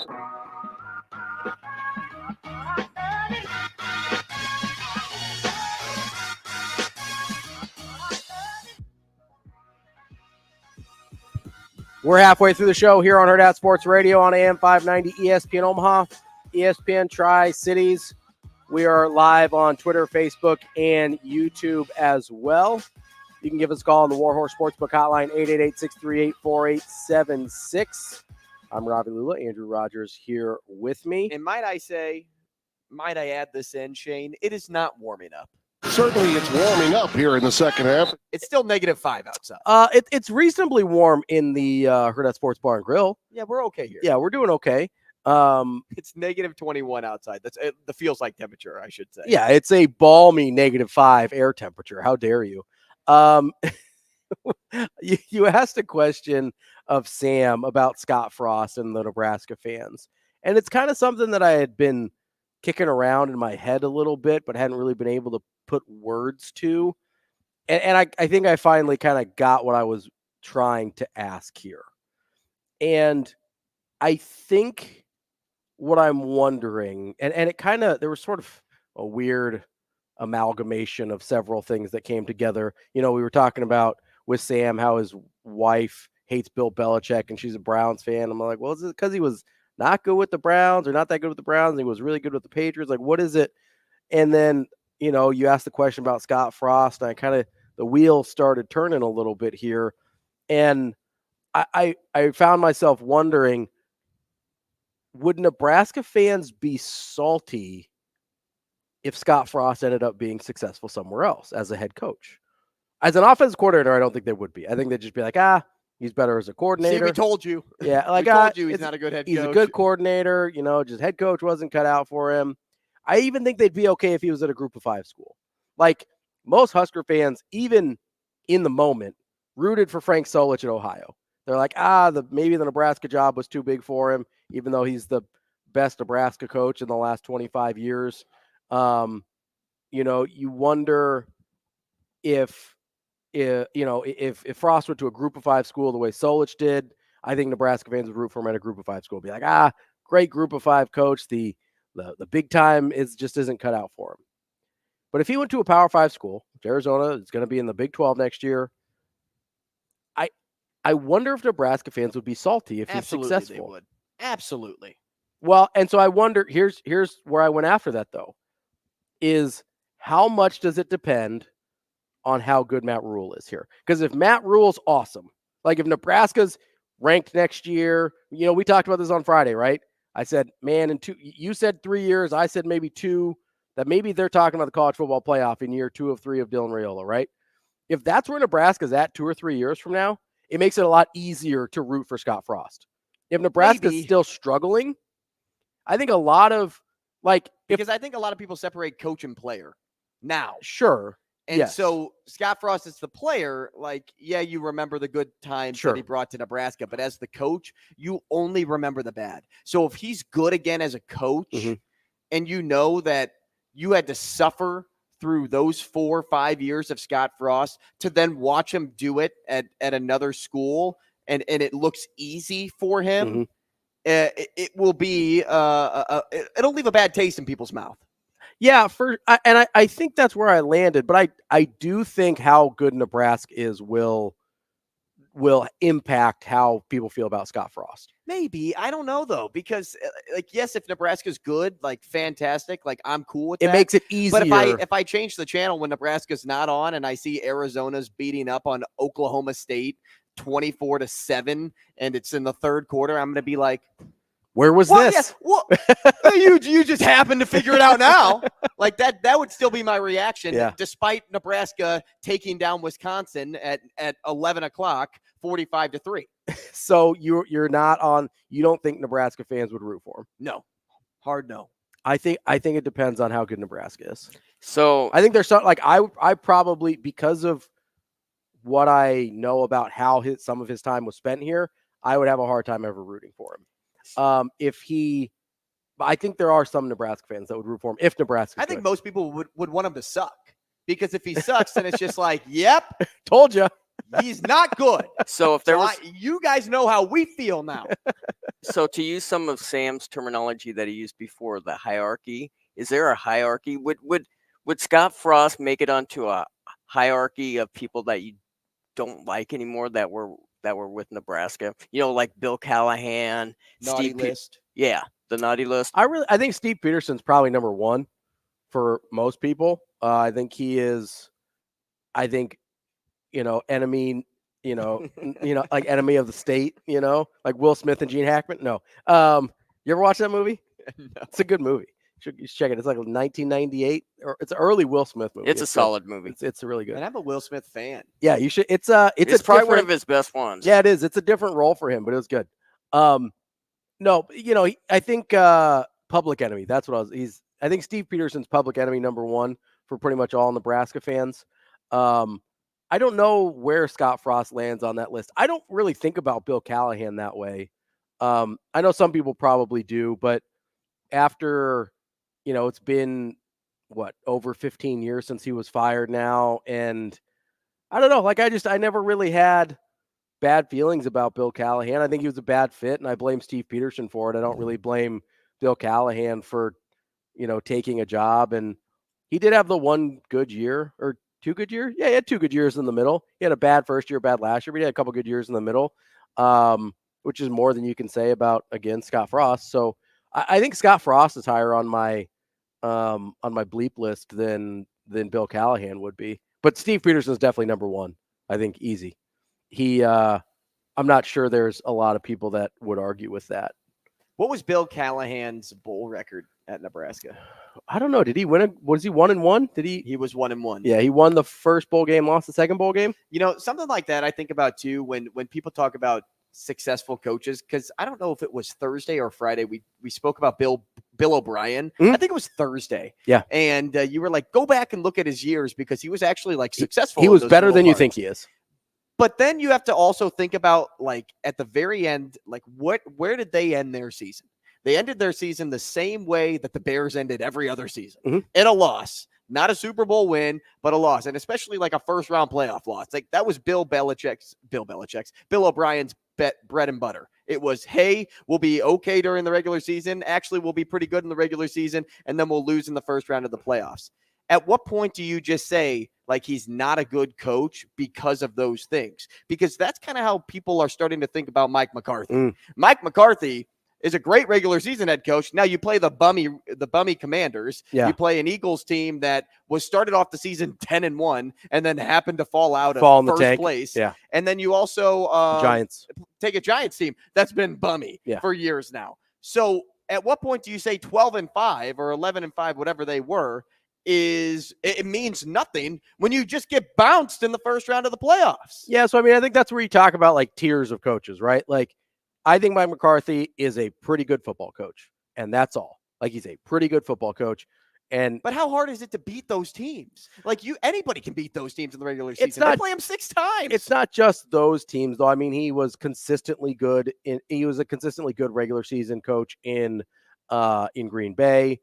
Again, he has the one Super Bowl, which kudos for you, whatever. But was he really that good in Green Bay, though? Like, how many Super Bowls would Aaron Rodgers have won if Matt LaFleur was the head coach for him? I mean, I don't know. It's not like they. You got to multiply that number by at least 2. I don't know. I think there's. I'm not saying Mike McCarthy is a great head coach, right? But I don't know. I think he's a pretty good head coach, and I think that's where a lot of coaches that end up in the playoffs and don't win Super Bowls, I think that's where they fall. I think there's a lot of head coaches that are pretty good head coaches. I think Sean Payton falls in that same category. He's a pretty good head coach. He had the one really like you could ask the same question about Drew Brees, right? Like how many Super Bowls could Drew Brees have won with someone else as his head coach? I don't know, right? But most NFL head coaches are just pretty good or they're bad. You don't have very many great NFL head coaches, which is why, like, I know people have a really hard time separating like the Belichick and Brady of it all, but under other head coaches, kind of to your point, Brady's not winning 6 Super Bowls with other head coaches. Would he have won some? Sure, because he's Tom Brady, right? Is he winning 6? Probably not. It's sort of the same thing where I look at, like, for example, I'm trying to think here, like Andy Reid. Andy Reid is a really, really good NFL head coach. Patrick Mahomes probably still wins Super Bowls with somebody else, right? Or at least a Super Bowl with somebody else. Mike McCarthy, I think, is kind of comes down to play calling, though. Some of it's play calling, and we can pick this up in the next segment too. But I think there is, I think the group of guys that is above pretty good in the NFL as far as head coaches is pretty small, and I think the group of kind of pretty good to maybe mediocre is like 90% of the league. Yeah, at some point, though, mediocre doesn't cut it. Well, and we might be at that point in Dallas. We'll see coming up here in a little bit. More Hurrdat Sports Radio next. We will be back.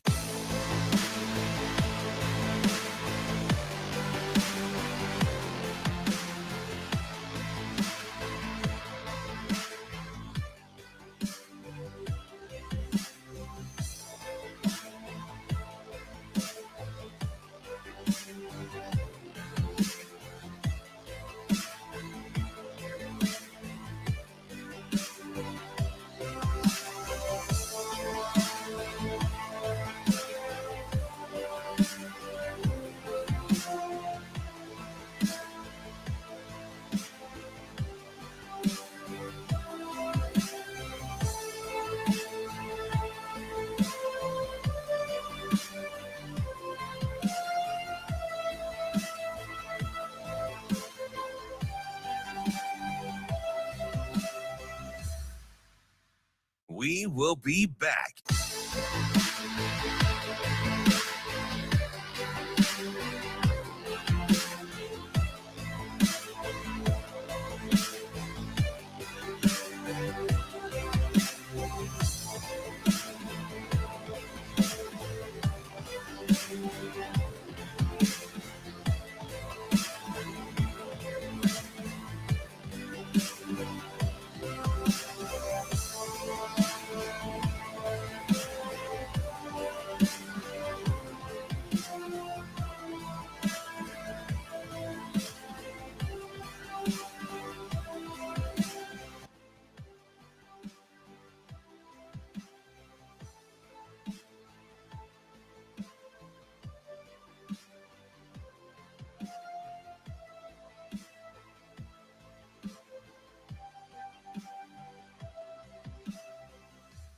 We will be back.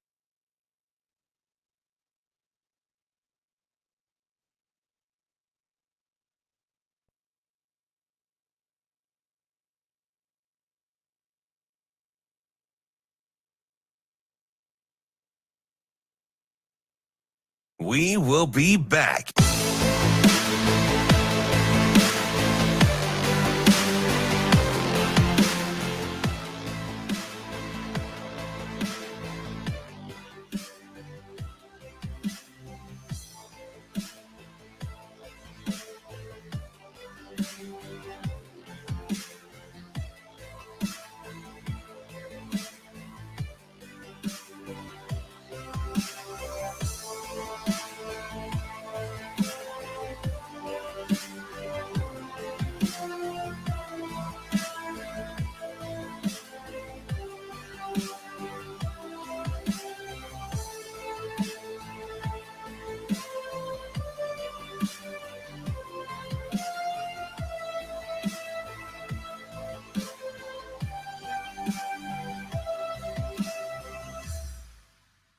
We will be back.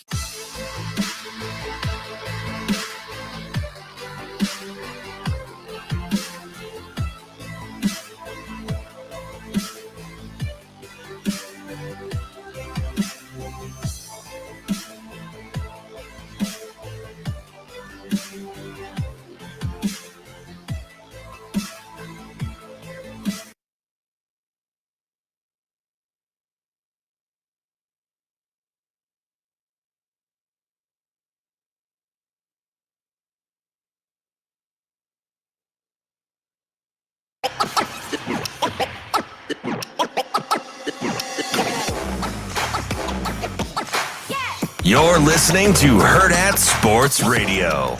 Jared leans in. There's the snap. Fakes the give. Nope, gave it to Gibbs. Straight up the gut. To the end zone. Touchdown, Detroit Lions. Oh, baby. Jared handing it off. Gibbs taking it home. And the Lions are up 13-3.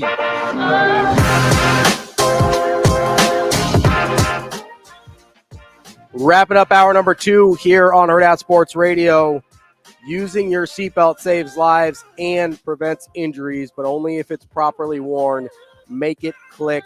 This message from the NDOT Highway Safety Office, especially as you're out there still dealing with some adverse road conditions. Make sure you're wearing that seatbelt.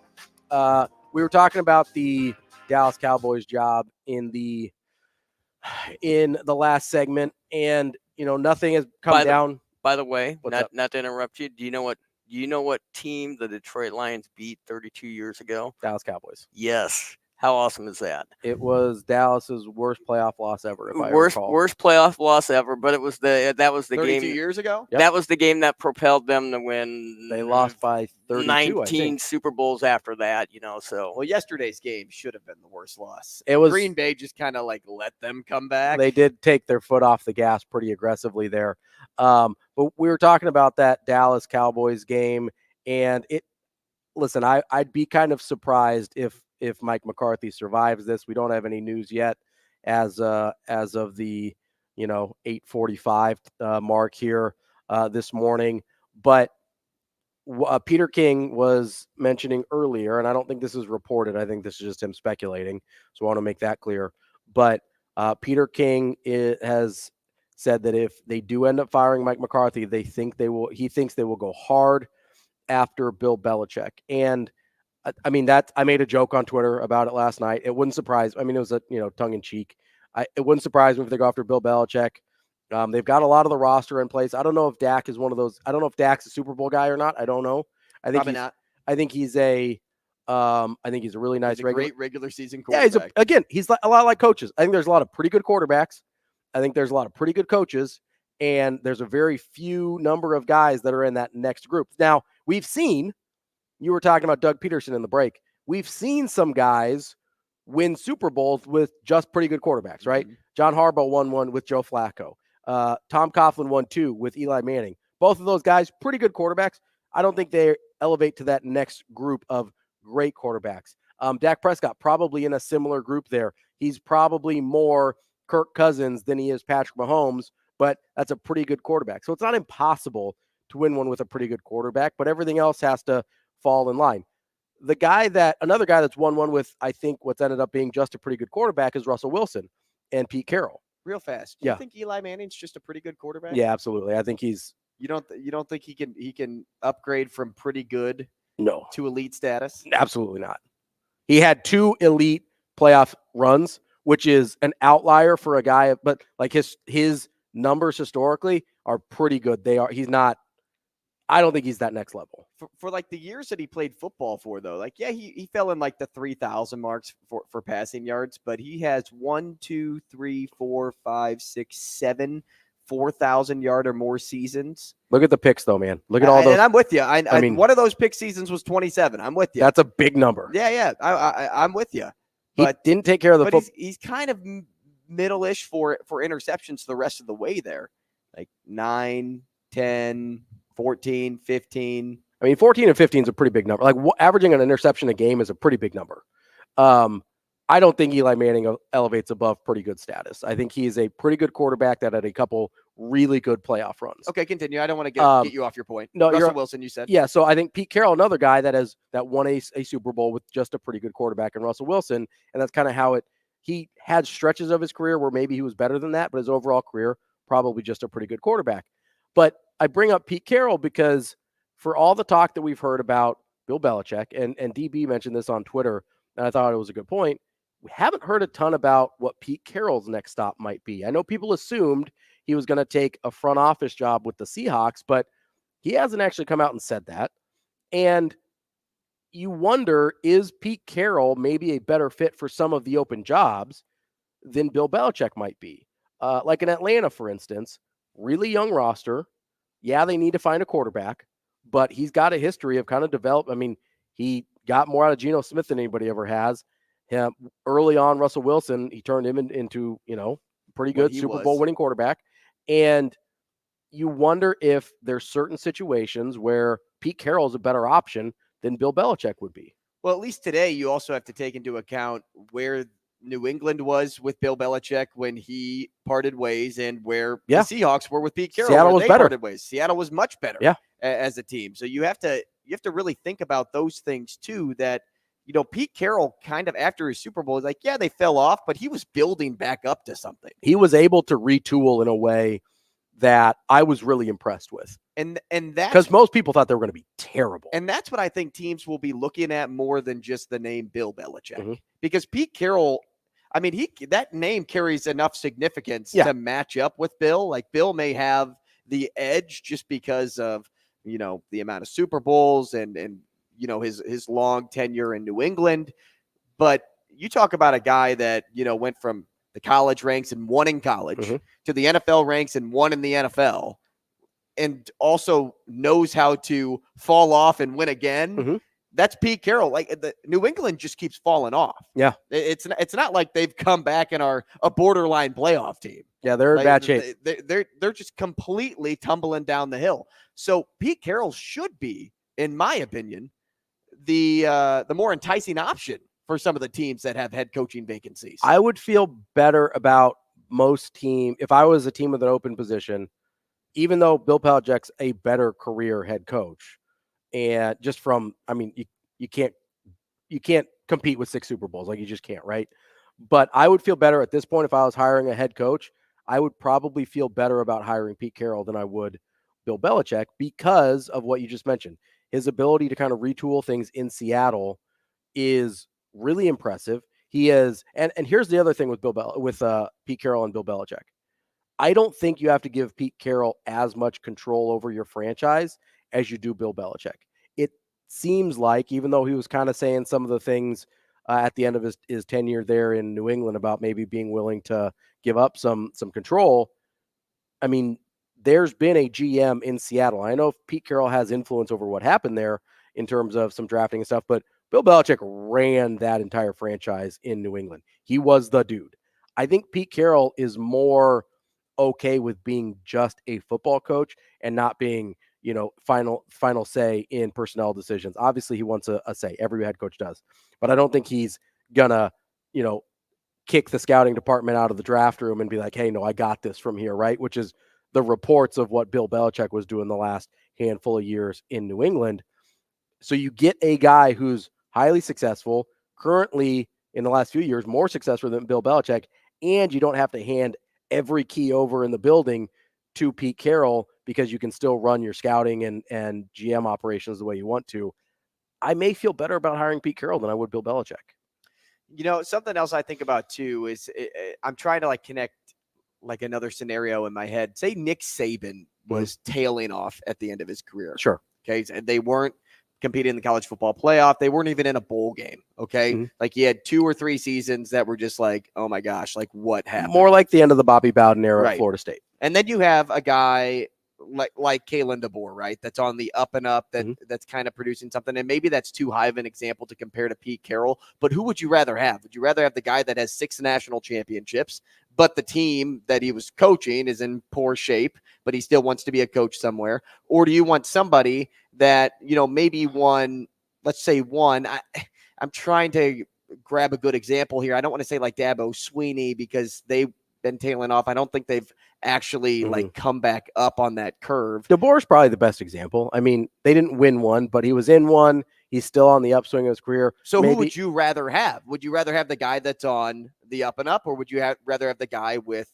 kind of the numbers in the history books? It depends on what my roster looks like. If I think I can win a national championship next year, I probably want the older guy who kind of if you're Dallas and you think you can win a Super Bowl next year with the roster that you have, which is apparently, seemingly what Jerry Jones thinks, right? Whether he's right or not, that seems to be what he thinks. And you want the guy who can get you from playoffs, you're already in the playoffs, to the Super Bowl, right? That's the guy you want.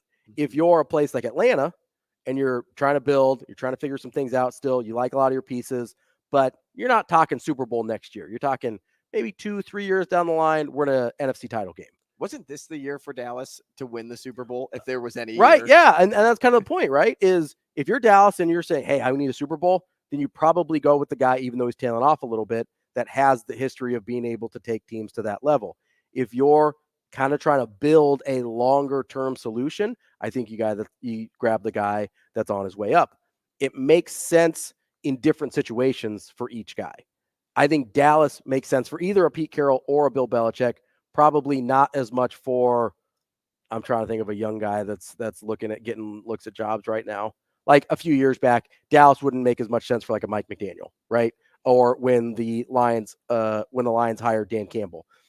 Those a Dallas doesn't make sense for one of those guys at this point because Jerry wants to win tomorrow, right? He wanted to win yesterday, but he wants to win tomorrow. He's ready to go right now.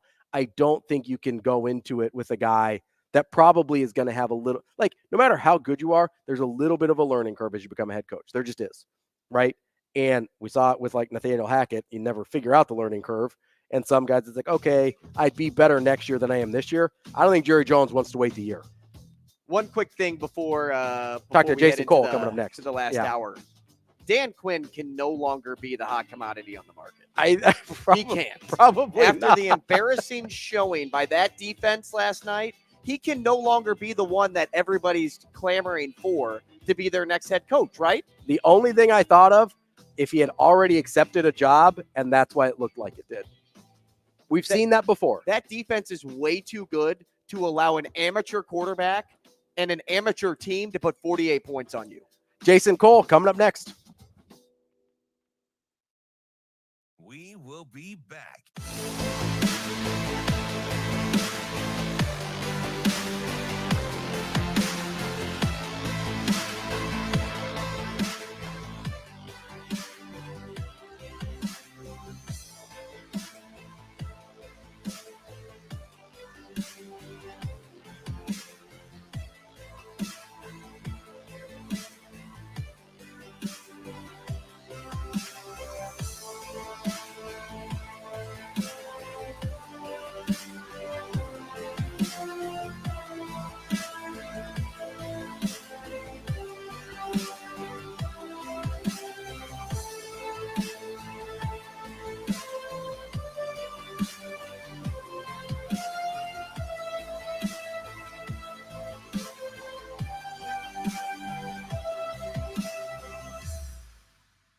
We will be back.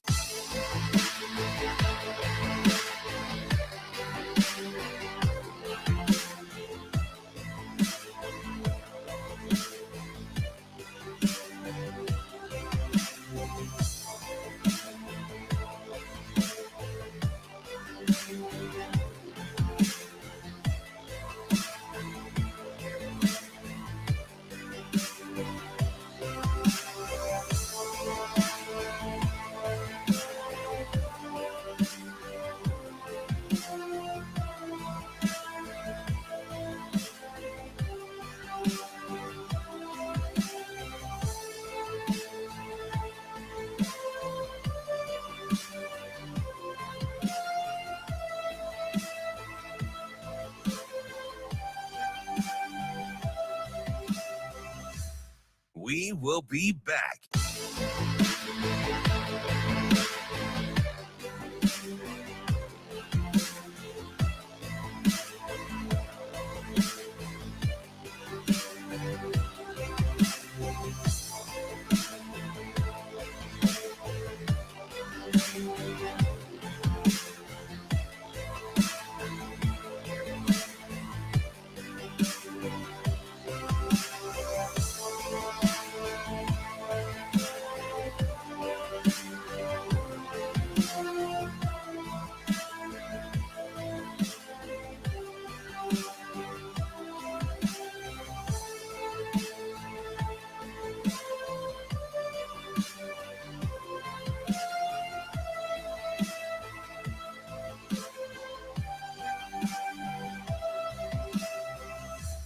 We will be back.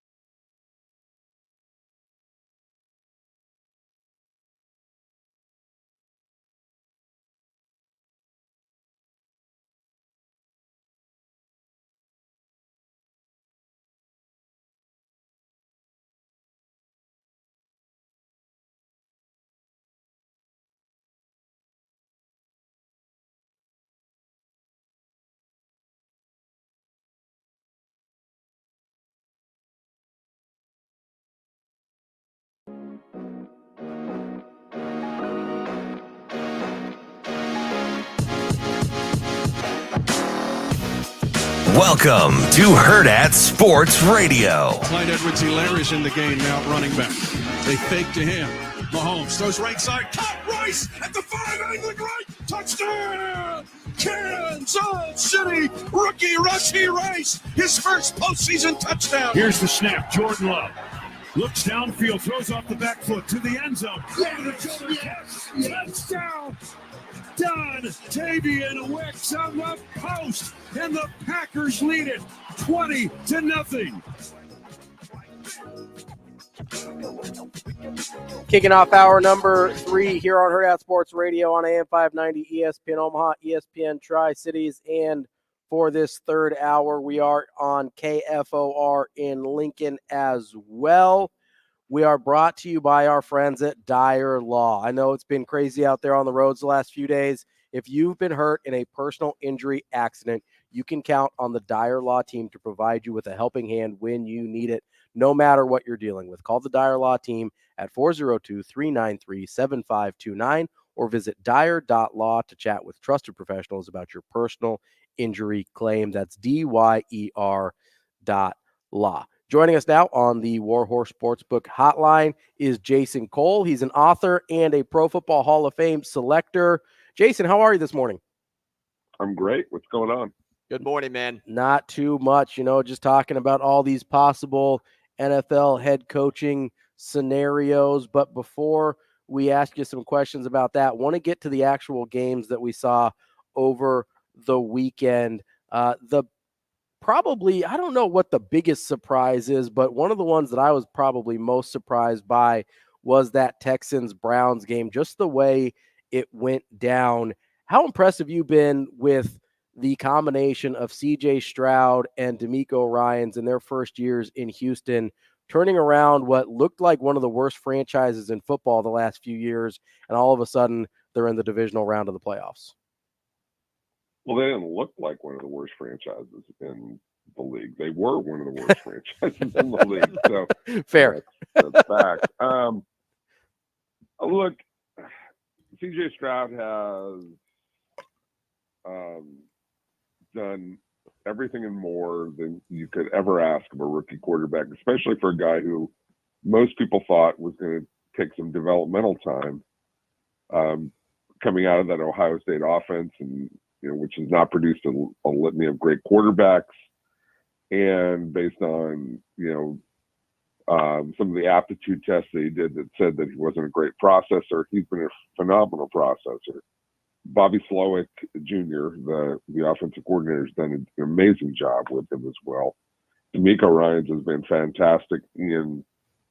DeMeco's part of this is really getting the defense up into a position where you're not asking Stroud to play from behind a lot, right? So the key, I thought, is, the Houston offense was great on Saturday, especially against a really good Cleveland defense that just didn't perform the way I thought it was going to perform. But a pretty good shutdown defense as well for the Texans that doesn't ask too much of Stroud as well. And Will Anderson, the other first-round pick, has been terrific in the second half of the season. I mean, that's been overshadowed by Stroud, who's obviously the rookie of the year on offense. But Will Anderson's been terrific. Everything that happens, in the first half for Jalen Carter in Philadelphia, where everybody was talking about him as the defensive rookie of the year, it's flipped, and it's Will Anderson in the second half of the season. Jason, moving over to the game last night, or I should say yesterday afternoon-ish, maybe borderline evening. What do you do if you're Dallas? You can't keep McCarthy or Dak, right? Well, you have no choice on Dak. You have to keep Dak. It's probably going to cost you $50 million a year. I mean, you have a ready-made team. Do you want to go in the draft trying to find a quarterback? Who's the best quarterback who's available in free agency? It's Kirk Cousins. Is Kirk Cousins better than Dak? A, is he just better than Dak? And B, is it going to cost any less? And the answer is no and no. I don't blame Dak. I mean, Dak was bad yesterday. There's no question about it. And that the interception return for a touchdown, I should have tweeted it out. I was thinking to myself, this is going to happen right now because of the situation that they're in, where they're trying to hustle the ball downfield. And Green Bay is going to be playing zone and reading Dak, and this is where he makes fundamental mistakes, and he did, right there. And that's along with two other big mistakes they made. The first interception, but look, as bad as Dak is, going and finding another answer is not easy to do. So I think you have to stick with him, and I really do think you stick with McCarthy because he just made Dak into a much better player this season. Yes, they had a horrendously bad game, but Dak and McCarthy were only part of the problem. They gave up 48. They didn't stop anybody any time in that game. Mm-hmm. Not one time. Their defense was horrendous in that game. This is a complete failure.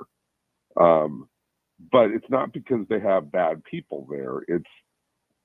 They need to upgrade their talent. They get pushed around a lot on defense. And on offense, they're still not very rugged. I mean, Tony Pollard's okay. He's not great. And McCarthy wants to have a better running back who can, be a power guy. This is why I said before the trade deadline, they should be the team that's going and getting Derrick Henry, because they need a hammer in their running game. And that's probably too late, and Derrick Henry is probably too old to make a difference. But that's what they should be looking for in their running game. More power to complement the passing game that they have. I don't believe that firing McCarthy is the answer. I just think you end up starting all over again. And ultimately, look, Jerry wants a compliant head coach. He wants a guy who's going to agree and let him do it his way. That's not Bill Belichick. Bill Belichick's going to tell Jerry, you're going to stop doing the radio show and you're going to stop doing post-game press conferences. And as soon as Bill says that to Jerry, it's over. The interview's done. We're talking with Jason Cole. He is an author of 8 books, and he's a NFL Pro Football Hall of Fame selector. Jason, you mentioned the strange dynamic there in Dallas with what Jerry Jones wants out of his head coach, but also the results that he wants on the football field. Is Mike McCarthy the best version of that, who can give you, in terms of competency as a coach and willingness to let Jerry Jones kind of do what he wants? Yeah, I mean, because Mike wants to be a head coach that badly that he'll let Jerry do whatever he wants him to do. Or whatever, he will let Jerry do whatever he wants to do, right? Mm-hmm. And that's, a little bit of Jason Garrett with being a better coach than Jason Garrett. But it's at the extreme end. It's not what Bill Parcells would allow, and it's not what Jimmy Johnson would allow. So the two best coaches he's ever hired were Jimmy and Bill. Well, he drove Jimmy out after winning 2 titles because, of jealousy. And Parcells was there to help them pass the legislation that got them the stadium. Like, he was there to he was really hired more for political reasons than actually play on the field. Mm-hmm. But as soon as the team got good, Jerry wanted to run the show again. And that's what he did. So he got rid of Parcells too and brought in Wade Phillips, who was compliant and did it his way. And so that's what Jerry really wants. Now he wants guys that he can turn into, the bad guy and blame them for things being wrong. And again, guys like McCarthy and Garrett and Wade Phillips, they do that. They allow Jerry to do what Jerry wants to do. Now, as you look at, because I'm in deep thought about Dak Prescott right now as one quarterback who I just don't think is it for a team, but a quarterback that did look like he is it for their team was Jared Goff last night. And, Jason, I wanted to ask you, how impressed have you been with his turnaround after basically being written off by the Rams when that Stafford deal took place? Well, Jared Goff is still the same guy that he was with the Rams. I mean, don't get this wrong.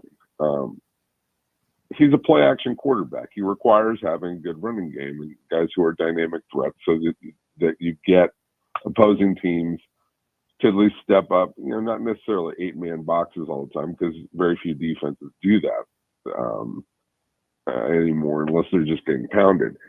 But at least force the defense to respect a running game, and that allows him, again, to have some play action. It keeps the pocket relatively clean. And if you can keep the pocket clean with Jared Goff, you have a competitive guy.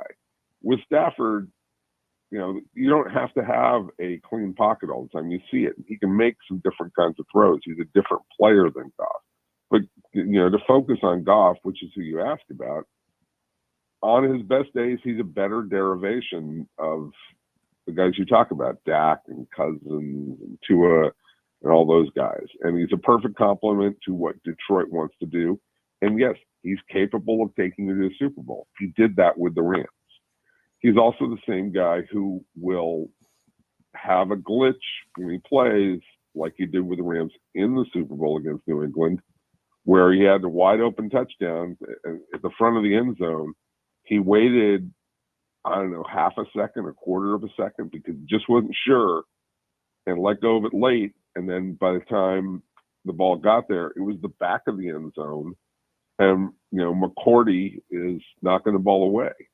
And those are the little fine issues that go between being a champion and being a very good quarterback in this league. Goff is very good. He's not great singularly. We're talking with Jason Cole. You brought up a guy that is interesting to me in Tua and Miami. Obviously, they had some really bright moments this year, but I feel like we also saw some flaws exposed in that team as well. Where does Miami go from here? Again, everybody's looking for a perfect quarterback. They just don't exist very often, right? And so this is why, like, if I was the GM of a team, I'd be constantly drafting quarterbacks and young guys and challenging my number one guy. But I hopefully have a number one guy who is at least as good as Tua, or again Goff or Dak or Cousins or any of those guys. Who at least I have a guy who I think can get me to a Super Bowl if everything else is right. I want the guys who are like Brady, who elevate the rest of the team and put me in range to make to the Super Bowl every year, because they are so good and so transcendent. But there's, in the 100 years in the NFL, there's like 20 of those guys. There's not very many, right? So, it's hard to find them. Okay, so if you're Miami, you may be really disappointed with how you've gone out the last 2 years, and you may be disappointed with Tua's performance in critical moments, and you may say, look, as soon as things get a little bit chaotic in the pocket, he melts down, which is true. Okay, but just for a second, back up and remember what it was like from the year 2000 to the year 2020. And remember how many quarterbacks you went through. And remember how awful that was. When you do that, you'll say, okay, how much do you want, Tua? Let's get the deal done. Okay? If you remember what it was like to be that bad for that long.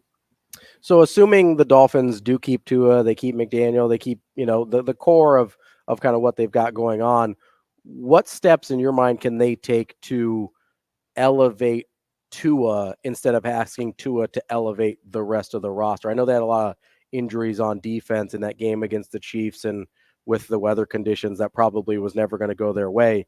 But what are some of the things they can do to elevate Tua as a quarterback? Well, I would put pressure on him by giving him a 1-year deal. I wouldn't give him the long-term extension. If I have to, it's the option. I think it's the option year this year. I'd give him the option, and I would say, earn it for me. If I have to overpay you in a year, then I overpay you in a year. But I'm not signing into the big long-term deal. Or if I have to, settle on like a 4-year Daniel Jones type of deal that's in the low 40s that's basically a 2-year deal, I'll do that too, right? But I'm not gonna overpay. The other thing I would do is if he goes out in the market, I would do the same kind of thing that Baltimore did with Lamar Jackson, which is give you the low tender, which is I get 2 first-round picks if you sign with somebody else, but go out there and find out what the market's for you. Mm-hmm. And you'll find out that probably the market is not as good as you think, A. And B, you're not going to have Mike McDaniel next to you, because Mike McDaniel has rebuilt your career. Mm-hmm.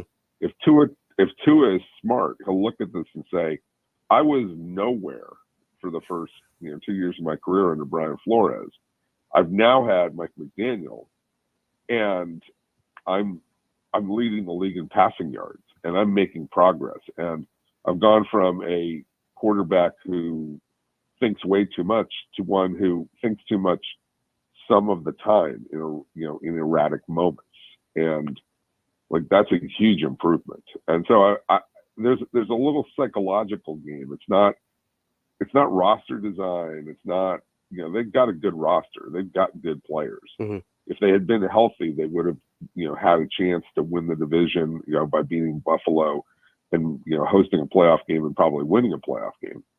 But because those things fell apart, everybody's now, dogging Tua and worried about what are the big fixes. It's not personnel. It's state of mind with Tua for me.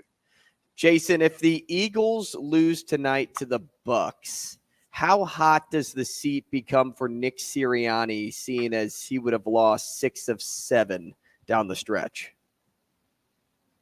Well, I think there's major concerns. I don't think you're changing coaches out. I think there's major concerns on that. Okay, how do we upgrade the work we've done at the 2 coordinator spots after we lost the 2 coordinator spots? And how did Nick seemingly lose the team and lose focus, especially after the San Francisco game? I think if you go back to that one where they just got hammered at home, that was like they got exposed. And all of a sudden, that team lost every little bit of confidence that it had, and things rolled downhill. And it was surprising because Philly, before that, for the first 11 games of the season, they didn't play that great, but they were bullies. They would get in games and just bully people. That's not really working right now. They have to progress. And again, it's a coordinator issue combined with, is Sirianni, I guess the question for I would have for Sirianni is, do you have a long-term plan on how your team is going to evolve?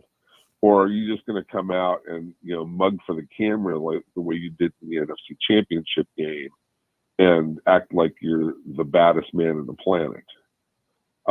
Because that's just an act. We all know you're just a football coach. And what you really need to do is teach guys how to play situational football. Yes, football is a bully game, okay? It's a tough guy game, and you have to have some of that, but you also have to combine it with a thinking man's sport, because it is a thinking man's sport. You have to have the two that work in unison. You have to be tough, and you have to be smart. Jason, in the other game this afternoon, Bills and Steelers, how important is it for the Bills to not just advance, but kind of have a good showing in the playoffs this year, considering what the expectations were and how well they've played down the stretch? Well, I mean, this is a team that's wasted the previous couple of years, right? Mm-hmm. And some of it's not really their fault. Like they got 2 years ago, they get jobbed in the game against Kansas City, because of the overtime rules. Last year, the tragedy of the DeMar Hamlin situation, that stuff gets inside the head of players. Yeah. And I think that those guys were spooked, for lack of a better word, okay, by what they had seen and distracted from. And I don't want to say that football's more important, okay? Let's not get this wrong, okay? But football players have a real problem when they have to face the reality that they're just human beings, that they're not supermen, okay? And that moment told them that they were not the supermen that they think that they are. And I think that affected their psyche the rest of the season and lost it for them. And this year they have just bounced back and forth. And I think that Josh Allen has tried to be Superman too many times this season, and he doesn't know how to dial it back, and he doesn't know how to get it under control. And as a result, he's got, 19 interceptions, 5 fumbles. I mean, it's ugly sometimes with Josh Allen. And it's also a lot of the time just incredible because he is so great as a player. But you got to stop giving the other team the ball. I heard an interview with Damian Woody last week where he's like, I'm not going to include the curse words. But he goes, I was like, dude, you got to stop giving the other team the effing ball, right? Like it's that simple, right? The defense, when the defense sees you throw another interception, especially deep in your own territory, the mentality, the effect that has on the mentality of your defense. Those guys get pissed off because it's like, hey, we want to just sit here on the bench for a little while and chill and relax a little bit. And you're giving them the ball right back. Like, dude, stop being a superhero. Stop trying to do that. Make the normal plays. And the one overwhelming stat that Josh Allen should look at the end of the season, depending on when it happens, even if they win the Super Bowl, because they're capable of winning the Super Bowl, but even if they do, in the 3 games where he did not throw an interception this year, they beat Miami, Dallas, and one other non-playoff team. But they beat 2 playoff teams and another team. They beat them by a combined score of 117 to 30.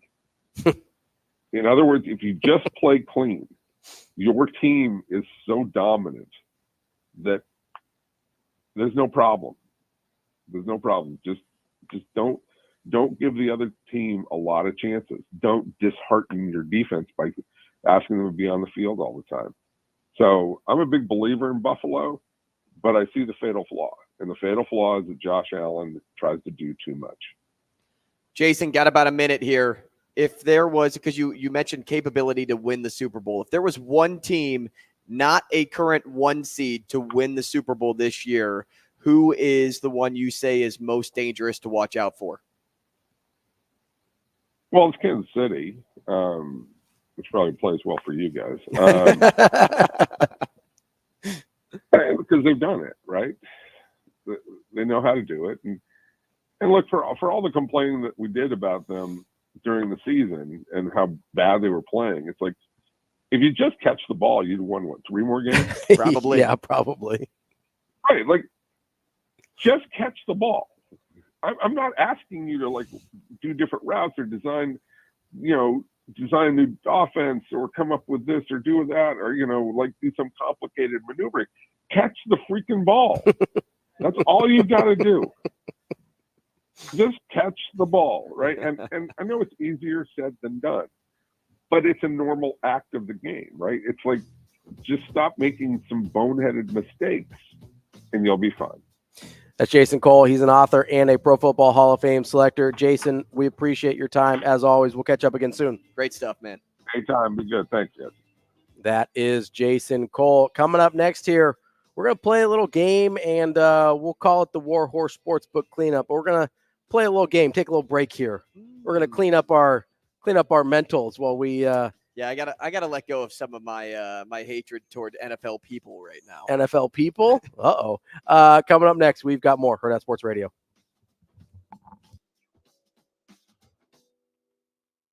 We will be back.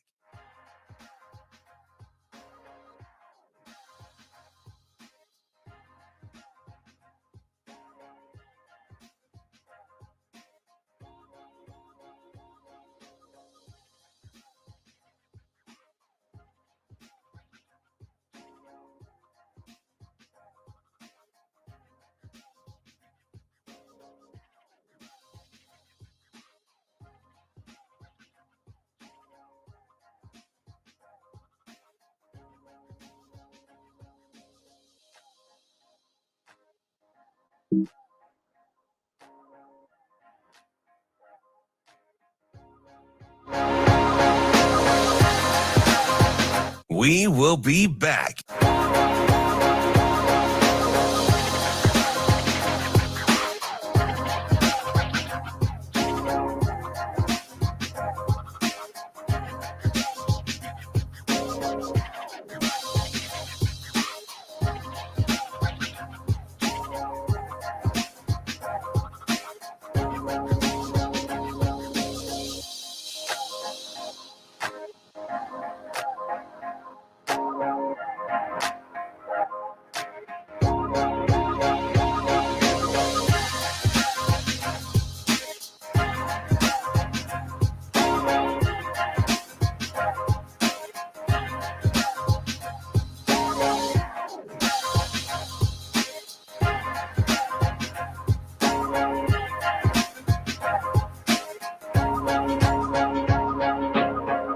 We will be back.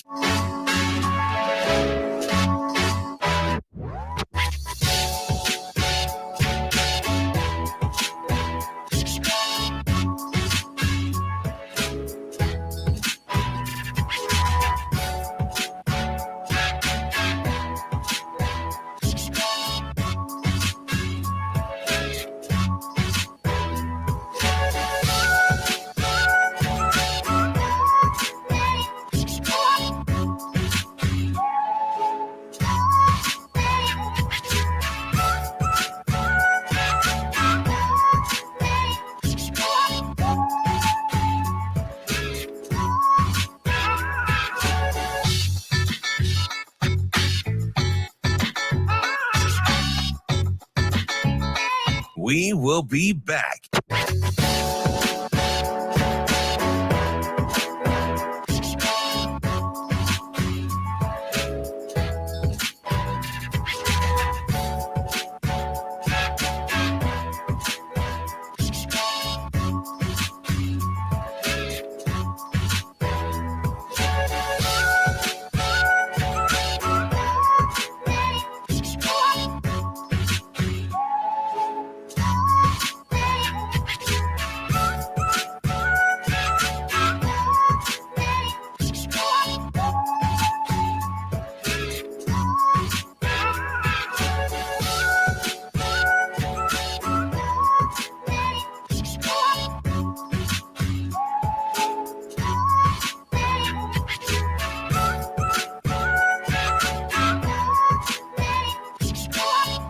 We will be back.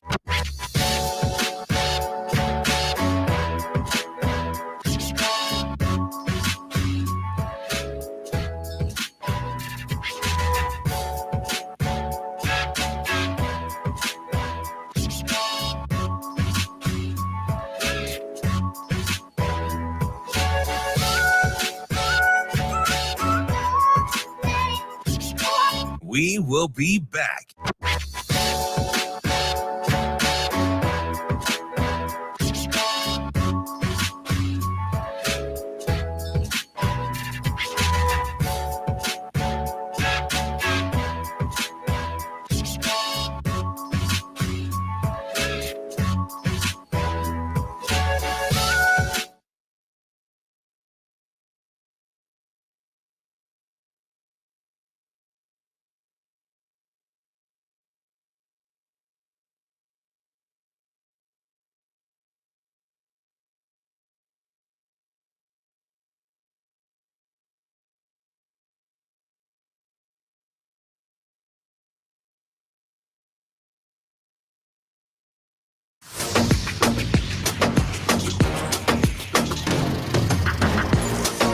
You're listening to Hurrdat Sports Radio.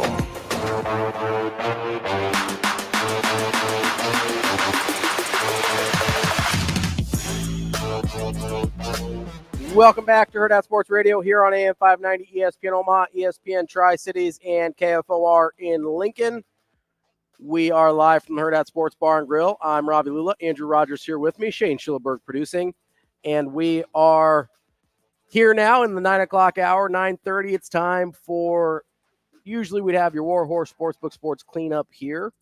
Instead, we wanted to play a little game, take a little break, take a little time back here. We wanted to play a little game for Warhorse since it's their festival of games time of year. You've got from now till February 1st to get entries in for the $100,000 prop card challenge or the $20,000 grand prize drawings.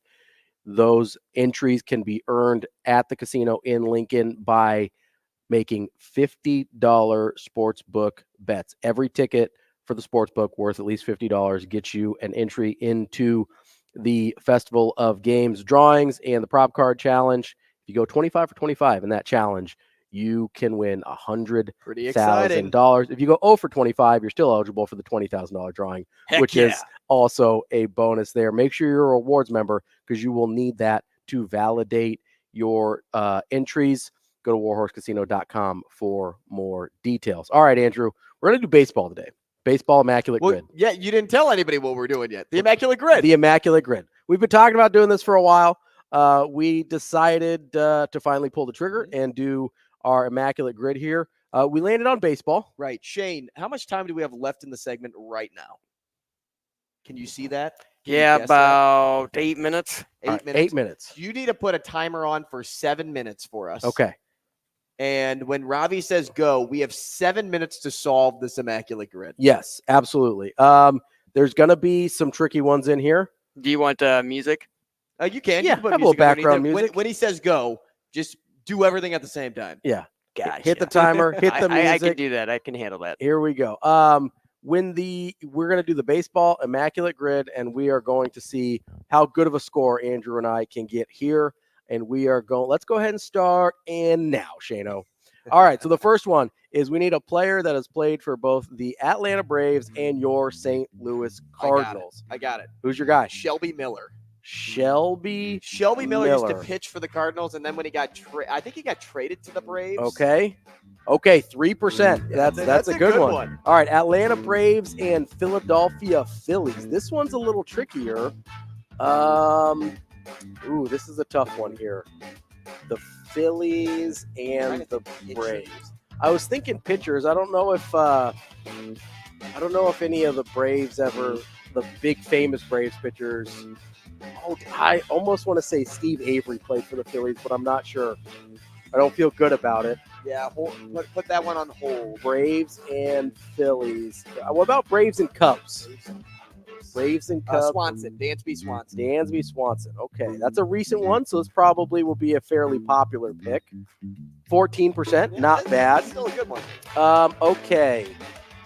So we've got Atlanta and Philly, or we can do St. Louis and a 10 home run season. Let's just round out this category. Oh, so you'll knock out the St. Louis. What do we have? We could do anybody. Like, you want to get like a low percentage? Yeah, here? who's the kind of obscure guy? How many home runs did Ryan Ludwig have one season? Didn't he have like 27? I don't know. I was thinking J.D. Drew. Did he ever get? J.D. Drew was probably up there as well. I know he got more than 10. I think Ludwig had more than 10 too. You feel good about Ludwig? I feel good about Ludwig. 0.8%. Well done. Yeah, right. Well Ludwig done. was low-key awesome. Troy Gloss was probably up there. Remember Troy Gloss? Oh, yeah. Absolutely. And then an all-star. He was a fill-in. Ooh, that probably won't count. I almost said a Ledmees Diaz. Ooh. But he was a fill. Was David Eckstein ever, when he went with the Cardinals? Maybe. Paul DeYoung was a recent one. And he's probably low on that list. All right. 0.8% again for Paul DeYoung. I am on it with my Cardinals today, Shane. All right. We've still got Phillies and Braves. All right, let's do that last. Let's try to round out the category quick so we have like 3 minutes So we got that. okay. So let's do Phillies and 10 plus home runs. I mean, you got some obvious ones. Ryan Howard. I'm trying to get a low percentage here. Did Jimmy Rollins ever go 10? Mike Schmidt would be a high percentage for people? He's an older guy, but he's one of the most famous Phillies. Did Rollins do it? I think he must have, right? What about like Odubel Herrera? I was thinking like Matt Stairs. I think he was a Philly at one point. I mean, what about John Kruk? He had to have 10, right? Yeah. You want to go Krucky? Yeah. John Kruk. 4%, not bad. Baby. Okay. And then an all-star, again, same type of deal. Let's see. Oh, well, I was thinking Scott Rowland. That's probably too popular. Maybe. You want to do Because Scott I Rowland? bet the popular one right now is Harper. All right, let's do Scott Rowland. 1%. Yeah. Okay. That's a good one. A little old school there. I like you it. have your Cubbies at 10 plus. You have Bryant, you have Rizzo, who are the recent ones. Let's go. Let's find it. Did Contreras have 10 home runs? Ooh, I don't know. Wilson. You want to go? Alfonso Soriano, I'm sure did. That's a good one. Let's Let's type him in because he was awesome in backyard baseball. Let's go. 2%, not bad. Yeah, that's a great See, he's pretty famous. I'm surprised that's not higher. He's See, if you go back just like a little bit. Is probably what people type in. If you go back just like a little bit, I feel like people kind of forget. And then an all-star for the Cubs. Was Ben Zobrist ever an all-star? I don't know. I was going to go Maddox. All right, yeah, we can do that. Maddox. Let's try to get 9 for 9. Let's have 3 minutes here to get this. All right, Greg Maddox. Boom. 1%. Nice. Wow. So what's our highest today? 14 with Swanson. Yeah, that's not bad. That's a tough category. It's because he's recent. All right, so Phillies Braves. You know, we could have done Maddox for Braves Cubs too. I forgot. Phillies Braves. Okay, this one's tough. Save the best for last. Craig Kimbrell. Did Kimbrell play for the Phillies? Absolutely. And he played for the Braves. Well, he's the reliever for the Phillies. Right? He was. He played for the Phils. I'm going to go Kimbrell. Yeah. Come on, baby. Let's go! Boom, 9 for 9 what was it? What was his percentage? 27. Oh, that's a high one. Shoot. Man, well, let's think about this for a moment. I would say Who else played for the Phillies and the Braves that would be lower than 27? I kept wanting to say Brad Lidge, but I don't think he played for the Braves. I don't The more think. names you bring up, the more I'm like, oh, yeah, I forgot he played. I know he played for the Phillies. Did David Robertson? Did he ever pitch for the Braves? No, I don't think so. Let's see here. Well, he was a Yankee. I know that. What about Taylor? Matt Moore? Any Brave history in Matt Moore? Matt Moore. Let's see here. We're going to check Matt Moore. Braves Phillies is a tricky one. Matt Moore. I just typed him in. I can find this out for us. I'm trying to think. This was No, he was a Giant, a Ray, a Ranger, a Tiger. Man. I want to see if Steve Avery was. If Steve Avery was, I'm going to be mad at myself. If Steve Avery was a Philly. All right, so here you go. I got a list for you, and there's a ton. So okay, he was not a Philly. He was a Red Sox. What do you have for me? Okay, so which players have played for both the Phillies and the Braves? Updated list. We have, hopefully no one out there wants to do this, Charlie Morton. Oh, Charlie Morton. That's okay. a good one. When did he play for the Phillies? Early, I think. Really had Who else? It's the only name that it gave me right here. Let's do 6 players in this next one. Ron Gant. Oh, I forgot about Ron Gant. I remember him as a Cardinal. Yeah, I was going to say, didn't he play for the Cardinals? Yeah, he was a Cardinal. I forgot that he played for the Phillies. You had Kimbrell. Andy Ashby. Remember that guy? Andy Ashby is the one I was thinking of, not Steve Avery. That's right. Julio Franco, another one. Man, I should have just put Julio Franco because he played for everybody. Brad Hand. That would have been a really good one. He was a beast. I bet Julio Franco would have been a great one. Well, you can actually look up, if you go, are you on the grid still? Yeah. You can go to the show summary, I think, and it will show you scroll down and see the players. Yeah, okay, so these tell you all the players. The possible answers. So you can go to that, and then it will show you interesting the percentage, or it should show you the percentage. I don't get a percentage here. It just shows me the teams, I think, but that's okay. Hey, we killed that. 7 minutes. We did it in 5. We've got to make it more challenging on us. Okay, so next time we do the Immaculate Grid, okay, we either have to do or go only retired Major League Baseball players. Okay. We could do only Hall of Famers. Okay, that was tough. Or we do only active. Ooh, only active would be tough because you go back in the vault a little bit. It's pretty easy to. I mean, you'll see some of the guys that we put on here. It's pretty easy to pick a guy there. But you go only active. It gets pretty tricky. So I like that. We'll try that next time. I'll have to lean on you a little heavier on only active because, man, that's my baseball. Sorry to interrupt. Was Dansby Swanson traded or was he signed in free agency? I thought signed. I thought he signed. I just was curious who from the Cubs would have gone to the there. Braves. Yeah, because then that would have lowered. That'd have been a better answer. All right, coming up next, we're going to talk to Brett Ciancia of Pick 6 Previews. Talk to him about all of the turnover that's happening within the college football world right now. Coming up next as we wrap up the show on Hurrdat Sports Radio.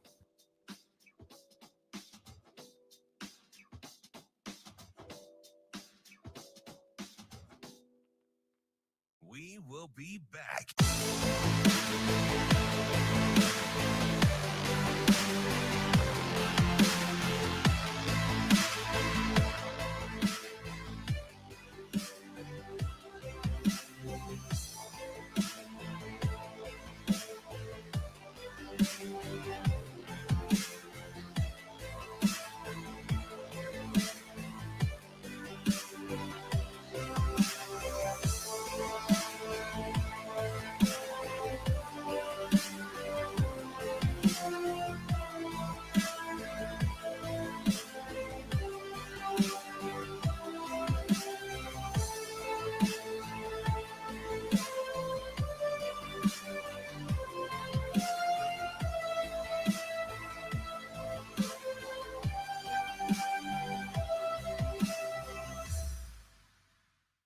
We will be back.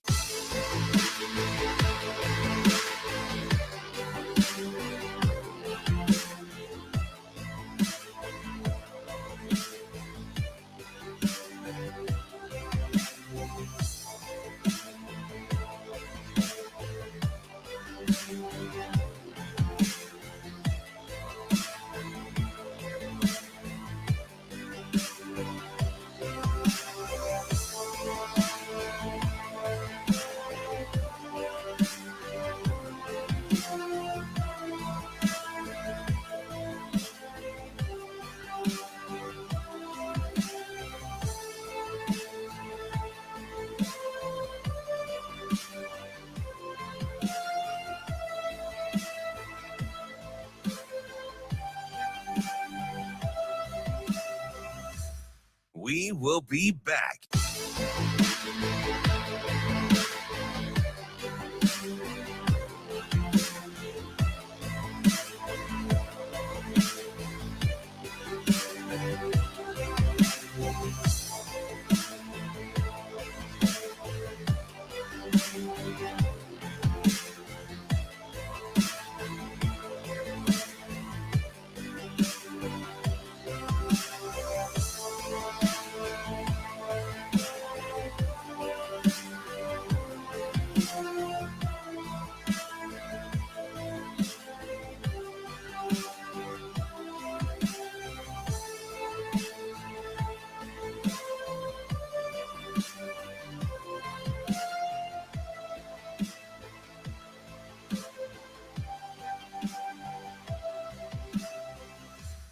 We will be back.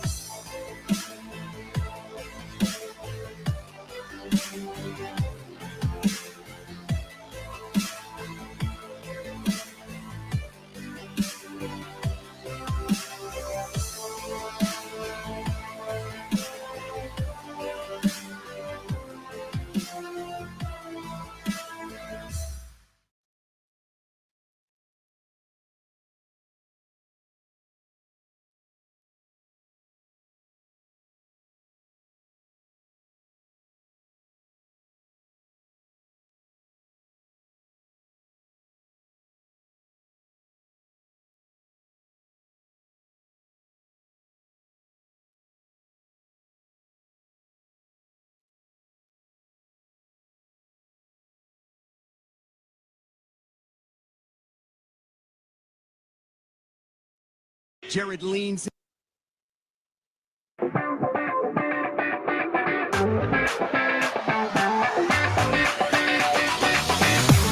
You're listening to Hurrdat Sports Radio.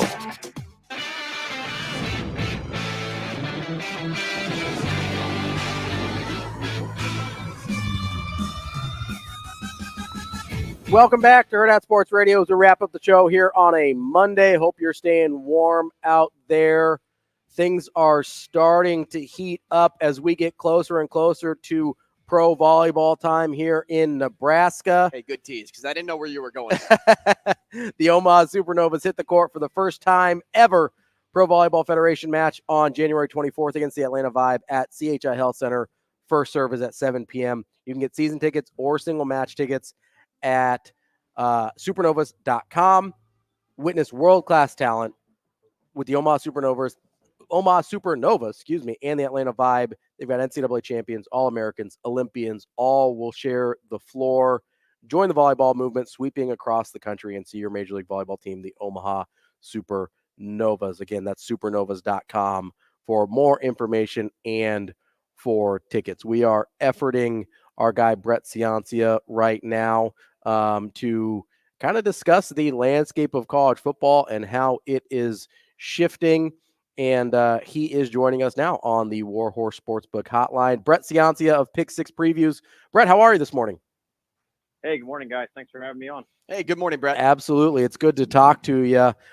We should have caught up more during the course of the college football season, but things are starting to move again now as coaching carousel season got another spin over the last week or so. DeBoer ends up at Alabama. You've got Fish at Washington. How much do you see the power dynamics changing? Let's start with Alabama and DeBoer as Nick Saban moves on from college football. Yeah, well, I think off the top, it's an end of an era for college football, losing Nick Saban. He's an all-time legend.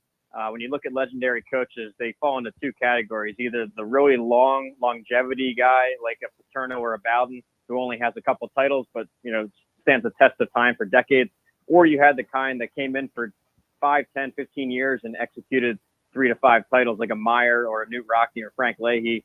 But he's kind of both, Nick Saban, the longevity and the titles. So, the best recruiter we've ever seen.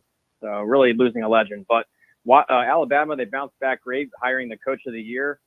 He won several coach of the year honors, Kalen DeBoer. Turned around Washington from, they were just a good defense with no offense. Now they were a complete team and brought them all the way 14-0 to the national title. So great program builder. He's proven that at multiple levels, and I think they got a great one. Brett, should we all be expecting a similar offensive approach at Bama as we saw in Washington? And if it is, how easy of a transition will that be for the Bama returners to learn DeBoer's approach? Well, I think that he was able to install it pretty quick at Washington. And, when he took over, like I said, Washington was one of the worst offenses for years. And in 2022, he brought his quarterback, Michael Penix. He brought his play caller, Ryan Grubb. And the system fell into place. I mean, he unlocked some high potential in those receivers, one of the best trios in the country. So I'm sure that Alabama, a place that recruits 5 stars at every position and stockpiles them. I mean, the backups are 5 stars. I'm sure there's enough raw potential there that he'll be able to get it clicking. And I think I saw that Ryan Grubb might be following him to Alabama. I need to confirm that, but if so, that's a great play caller. In fact, Alabama, Saban tried to hire Ryan Grubb off of Washington's staff last cycle, but he remained committed to DeBoer in Washington. So if that pair comes to Alabama, you're in for a great offensive explosion like they used to have. We're talking with Brett Ciancia of Pick Six Previews. Brett, I know that you take a lot of pride in your preseason college football playoff predictions. How did you do this year? Well, it was good and bad. I was about middle of the pack in the conference standings predictions. Still able to hold the 10-year title when you do the 10-year, rolling average there. So I have the 10-year and the 5-year title still, which is a great point of pride.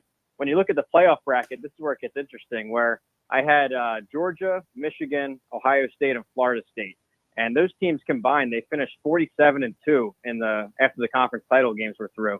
47-2, and I only get one team in the bracket. It's unbelievable. You get Florida State left out. Obviously, you have Ohio State with a loss to Michigan, and Georgia by a field goal to Bama. So 47-2. That's only good enough for one team in the bracket. That's just how crazy it is to try and predict that thing. So, but it was a great season. Appreciated being on the radio a bunch and podcasts with Nebraska fans and podcasts and radio shows. So great listeners, great fan base, and I'm excited to get started on 2024. Brett, you mentioned Nebraska there. You were doing a poll recently of who are the blue bloods in college football. Were you surprised at the percentage that came back for Nebraska, considering their struggles over the last couple of decades? Well, to be honest, it seems kind of like a timeless question. I've been doing this exact same poll now 6-7 years. I like to start off the off season with something fun like that and gets everybody all. You'd be surprised how animated everybody gets on Twitter. It's crazy. Which fan base got the most animated? Be honest. Well, Tennessee made a real charge this year to try and get into blue blood status, but they voted a ton. Nebraska always votes a lot, and they say they never lose an online poll in Nebraska. But no. So I've done the same poll for 6-7 years now. It's just a 20-team poll. It's every single team there. Is Alabama a blue blood? Yes or no? Is Oklahoma? Yes or no? And you go down the list and you chart all the responses. This year, 150,000 votes came in, and it's the same 8 every single year. It's Bama, Ohio State, Michigan, Oklahoma, Texas, USC, and Nebraska. It's the same 8 every single year. And those programs go through ups and downs. I mean, Oklahoma had some dark years there in the 90s, and Nebraska, of course, has been down the last handful of years. But it's the same 8. So I think it almost comes to a generational or a timeless question. These 8 are really what defines college football to people. Brett, is there a team that hasn't cracked that top 8 that you personally think maybe deserves a little bit more credit? Well, there's a couple that I'd like to consider. I mean, first you look at Florida State, and this is a team that when you look at all-time wins, they don't have that because they're a newer program. They came in, they were originally a women's college, and they only got football in the 40s and 50s. So they lose, and that sounds silly, but they lose 70 years of those stats from that, that Michigan has and Ohio State, all those Notre Dame, yeah. So they lack some of those quantity stats, but the years that they've been around, they've been a force. So they have the national titles to show for it, the wins over the last 50 years. So I don't know. It all comes back to what you define a blue blood, and 150,000 votes. That's 150,000 different answers. So I do think Georgia is close, and I think LSU is also close. They have the long-term history. Now they're starting to stack titles onto that resume too, especially with Georgia now going from just 2 titles to 4 in the last couple of years. So yeah, a couple teams are close, and it all depends on how you define it. Brett, with all this movement, you also have to search for fit for a number of people, and 2 on the mind right now. If Ryan Grubb officially joins DeBoer, which that's what reports have said, Tommy Rees is on the market. He's a free agent. Well, Will Rogers, we saw him thrown on the sidelines in the national championship game, and then when DeBoer leaves, it's like, well, I'm leaving too. I don't know where I'm going to find my place in life. Where do you see both of them going if, as said, Ryan Grubb joins Bama staff, and then Will Rogers is back in the transfer portal? Yeah, well, I mean, welcome to college football in 2024. It's just one big carousel. It used to just be a coaching carousel. Now you got a quarterback carousel, coordinator carousel. The whole thing's crazy, and really put some strain on me trying to do this book every year in my annual season preview because, I mean, the rosters are in such flux all the way through to May and June. It's pretty crazy. So, yeah, with Will Rogers, I started typing up a little blurb on him for the Washington page. Time to scrap that because he's already gone. He was there for about a month. So it's crazy. I don't know. I think your first instinct would be that he would follow to Alabama, follow his head coach and coordinator. But now when you're Kalen DeBoer and you have Alabama there, I think you look at the overall transfer portal fresh and see who you can bring into Alabama compared to, I think it's a different recruiting path than Washington. So I don't know. Your guess is as good as mine where these quarterbacks and coordinators will end up. I think we're opening back up that carousel here with Washington and Alabama moving. Well, we heard Jalen Milroe say a couple of days ago that he's going to stay at Bama. So how much harder does that get for Will Rogers in that scenario? Yeah, that seems like it'll be tough to supplant a starter who was right on the fringe of Heisman consideration. I think he finished in the top 10, had that amazing Hail Mary play against Auburn, really grew as the season went on. I remember watching them in September, and he was indecisive. He was taking a ton of sacks, inaccurate with the ball. But then over October, November, he sharpened that up. His decision-making was better. Let his legs, extend plays and get first down. So I became a little impressed with him as the season went on. So I think he's going to get the starting job if he does stay there. So we'll see about Will Rogers. Maybe find a more opportunity, a better opportunity for him. But a lot to go. We'll see. Brett, we got about a minute left here. I know we are way early, but I know you're already starting to think about these things. Is there a team that's kind of emerging for you as someone you're considering, and now I know it's a 12-team instead of a 4-team playoff, but somebody you're considering as a legit national title contender that's maybe not one of your Georgia, Ohio State, that type of group? Is there somebody that's kind of lurking on the outside that you're keeping an eye on?